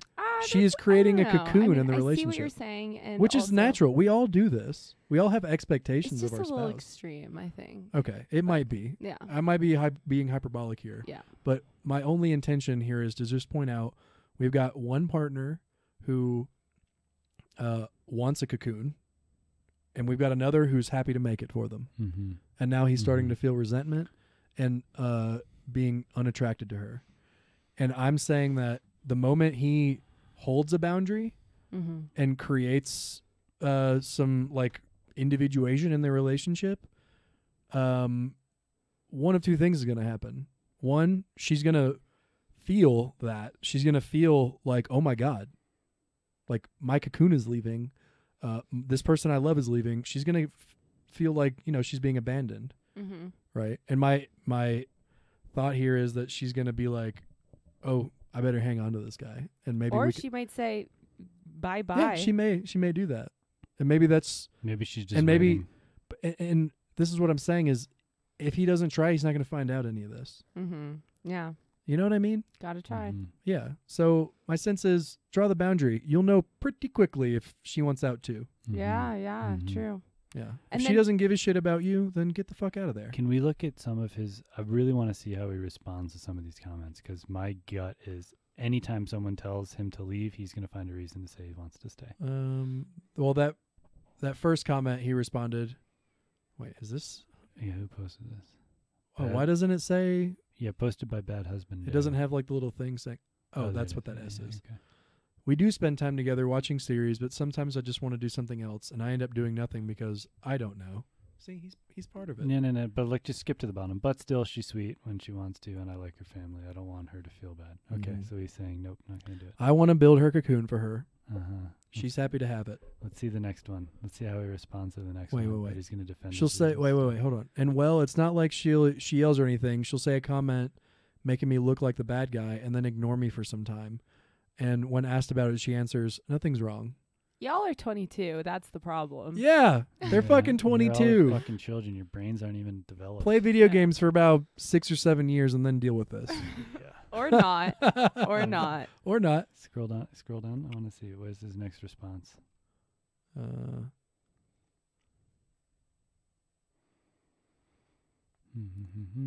This is kind of hard to do. Okay, Mm, so keeps- they talked about chores that all the time, the chores we liked or disliked, and who would do which. When we began living together, we slowly integrated those tasks into our daily lives, and it was okay. Until I noticed she was doing a sloppy job, for example. Dishes would There's still some have food on them criticism. after being quote-unquote washed. I tried talking with her about it, but she took offense and claimed that I thought that she couldn't do anything right. Well, I'm washing the dishes now. Yeah, interesting. I'm sure it's a real pleasant environment for her to live in. Yeah. Can we just look How at the one more of his tables response? have turned. Just one more. Wait, hold on. I want to read. Tydier's been going crazy over She's here. Uh-oh. got so much to say. She's feeling like this post is missing some substance. What does she spend her day doing? She's talking Very about true. the wife. Yeah. I mean, obviously, this is coming from one point of view, right? We don't have the wife's point of view in this. Does she work her butt off and go to school? Hence her reasoning for not wanting to help out. Feels like all this stuff kind of matters, or at least justifies why someone feels the way they do about contribution level. There's also periods of time that highlight conflict, and once you get through it, it's back to quote-unquote normal. Mm-hmm. And Tydier offers a personal example. For example, moving in with my husband highlighted some of our differences. And we frankly haven't had to concur before because it was the first time we made a house move and all the added work it brought. Yeah. Yeah. I think this is normal. I think this is marriage. This I kid think is this describing is 22. Yeah. So you should not get married until like Oh my 5 years later. He wants her to sit down and play. Alex, A I know what's single happening here. boy. What? Alex wants some of that rental house dick. What do you mean? What, You what- want to what you gives want to get that up, you idea? want to get with the OP here. Why? What makes you think that? You want him to get divorced. I thought you might just want to hop Oh all my over it. God! What are you even talking about, dude? You're literally nuts. I'm just saying. I am nuts. I'm just saying. I don't think you should settle. Mm. And I'm Yeah. saying when you get married at 22 and you're not even happy at that point, dude, you can't know yet. And I think you need to wait at least like, dude, 5, 6, 7 years to see how things really settle before you can say, okay, I want to spend my life with this person or not. Totally. Okay, Anthony? All right, Zach, what's You your last happy? word? I'm going to put my last word in last. No. My last word is you're young. Try talking to her. Then get divorced. If it doesn't work. Yeah, no. Skip step 2. Just go straight to step 3. I think you need to move on from this. Oh, That's wow. where I'm landing with it. And the cheese stands alone. The fucking Cheese stands alone. I will just end by saying I had a therapist tell me once, not who you think I'm talking about. Okay. I said sort of not as an actual question, but just sort of like out in the open. I was like, what does it take to like? How do you know when someone is going to be the person that you stay with? I said something like that, and she said, all you need is someone who's willing to work through each other's shit with you, and who's fiercely loyal to you. That's it. The rest is just gravy. And I totally see that, I think. And my sense is that at one point you were really in love with her and there was a lot of passion there. I'm going beyond what I said I was going to, but there's obviously some passion there and it's just being suppressed right now. Y'all get your shit out in the open and work with it. If it doesn't work, get the fuck out of there. Mm-hmm. Tajiro wants Zach to drink his soda how he did again with his 2-hand method that he stole from our president. Should we do it together?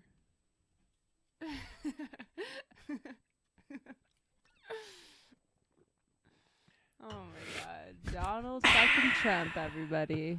That refreshment. All Okay. right. What are we going to do? We got One one more? Don't we have another? Time for one more? Let's see here. Pull up that storyboard.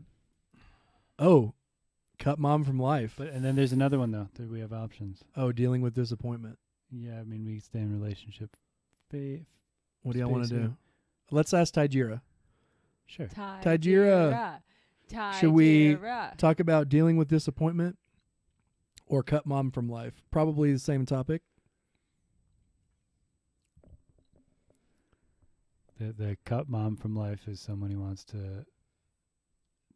is wondering if it's okay to remove mom because of mental health reasons for their own mental health. And the other one is a wife dealing with disappointment in her husband. Cut mom from Cut mom life. from life. All Okay. capital All right, letters. I like it. All right. All right.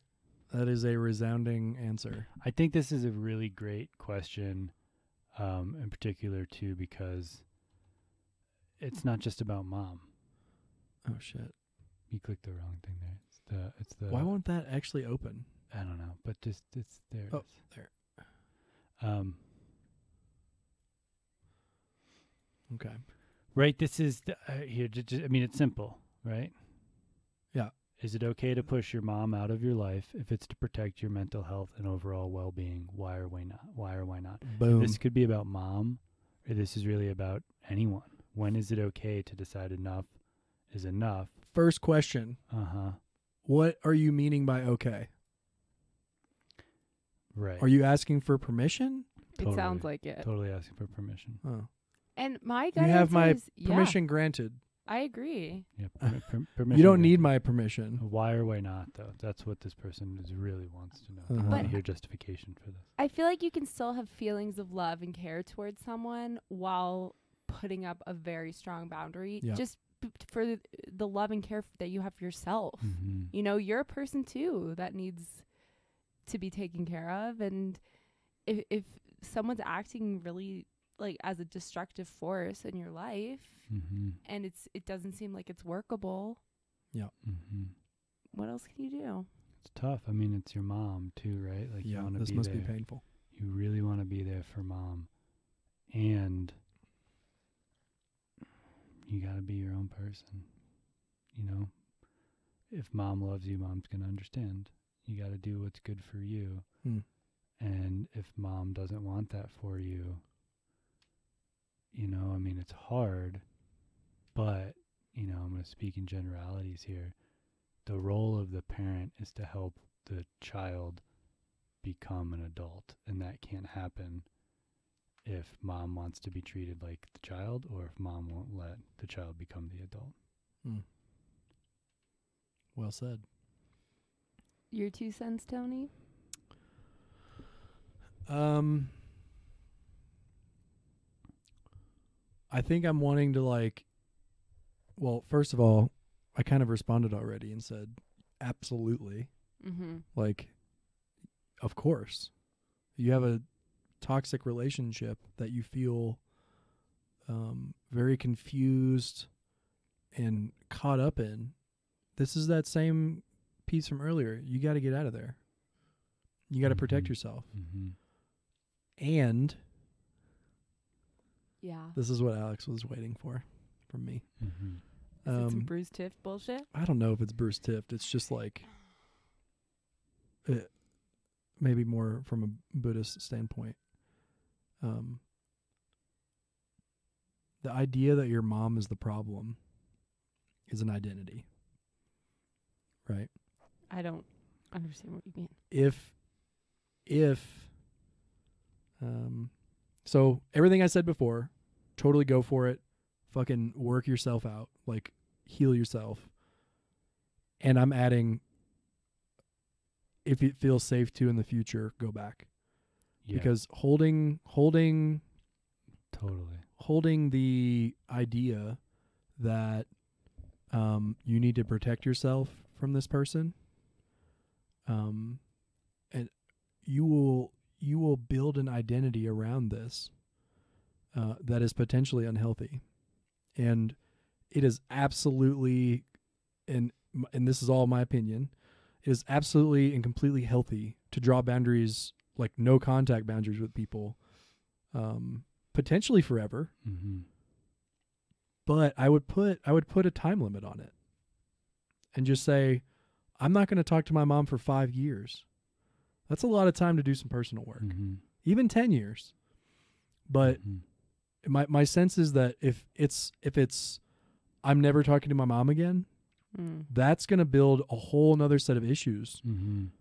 And if this is about protecting your mental health and overall well-being, take the time to do that. And then with that new perspective, with that new understanding, with that healing that you've gotten, go back and you might see that your mom's in a lot of pain. What do you think? What do you think, Alex? I'd have to agree with that. Yeah. I think that makes a lot of sense. You know, the only thing I think I would want to add is that if this is the move you want to make, have some serious agency in this. Yeah. And don't just like slowly push your mom out of your life. Say like, Mom, I've got to do this. I've got to take care of myself right now. And I love you and you're my mom, and or whatever else feels right for you to say. Yeah. And I I need would to agree do with that. this for me. I need to do what I need to do to take care of myself, and then I can enter back into relationship with you once I feel more secure. But the way things are right now, I can't take care of myself the way that, the way that you want me to, because that's how I would say it. I would remind Mom that, like, you want me to be an adult, right? You want me to take care of myself. You need to let me do that. She may say no depending on where she's at. And she might. Yeah. And that'll just make it harder, but it's not going to change the fact that if Mom or anyone else is toxic in your life, you need to get out and heal that. Yeah. And you can enter back in the future. Yeah, I totally agree with Zach.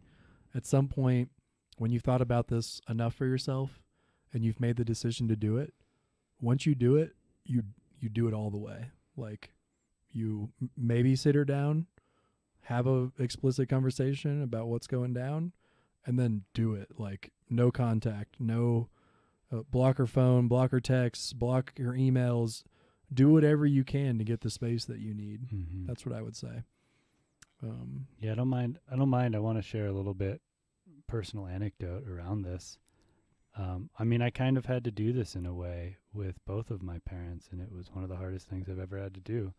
When we're in Boulder, Colorado now. I grew up in Connecticut, and my parents, neither one of them are very well physically or mentally. And when I was younger, when I was 22 years old, I was living at home. And it was just killing me because I couldn't help them, and they wanted me to help them. Mm-hmm.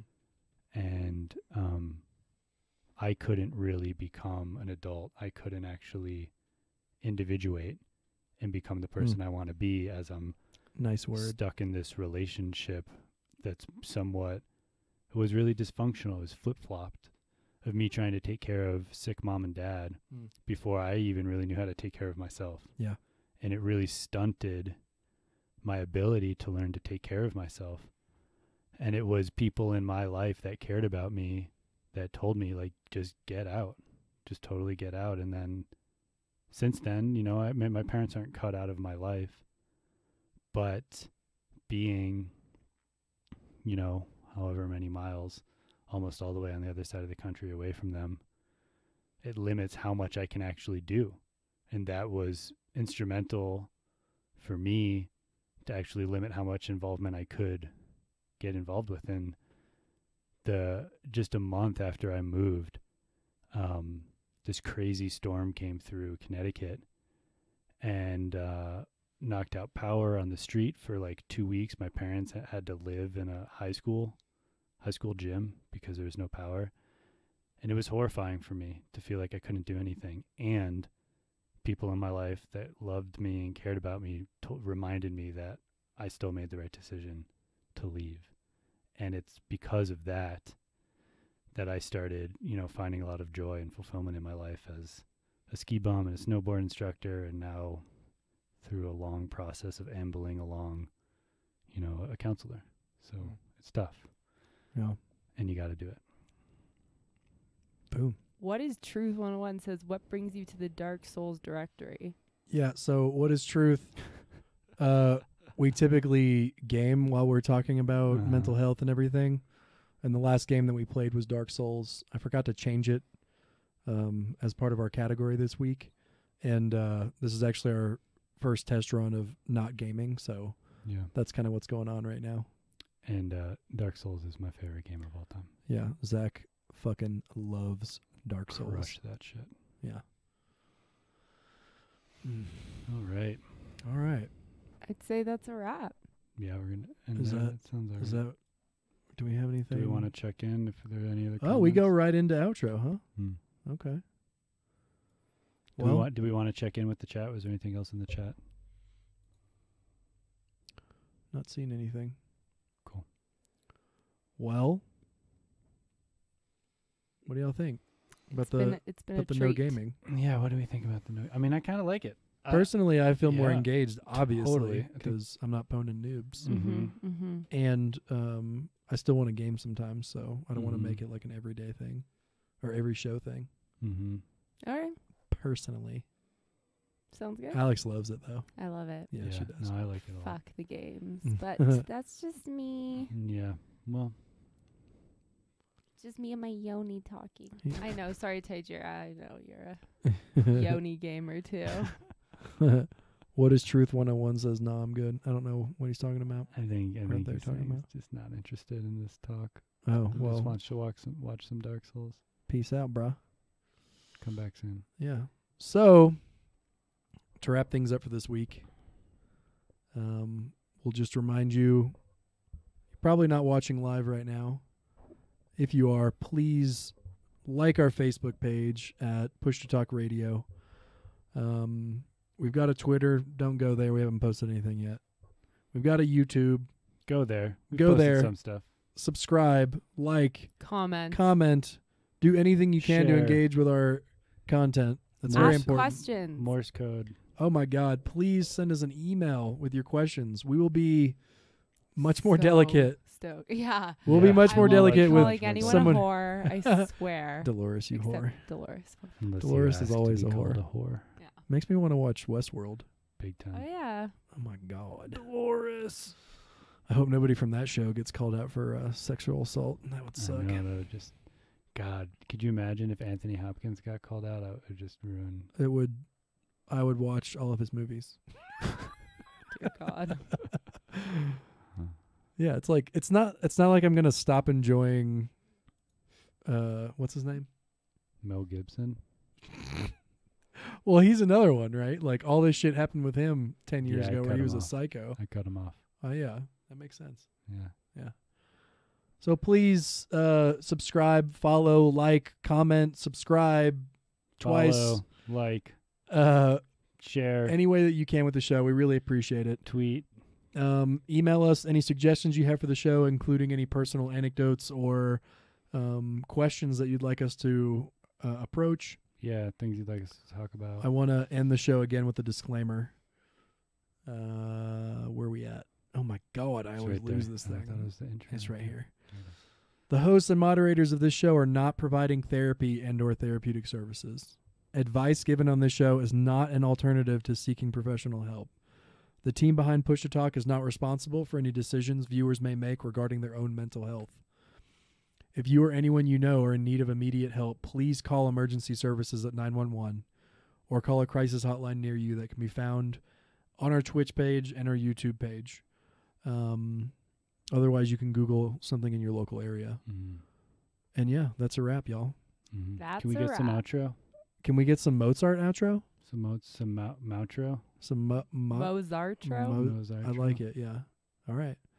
And we'll be back next week. Our new show time is 7 p.m. on Mondays, Mountain Standard Time. That's 9 p.m. Eastern. And we'll see you next week for sex. Sex. Sex. Let's talk about sex, baby. Okay. I thought you were going to keep going. I was liking that. Yeah. Yeah. Okay. Well, Let's talk stay about you and me. Oh, Let's talk about sex. okay. I don't think there's anybody left listening to us. All right. Okay. Here's some Mozart for the outro.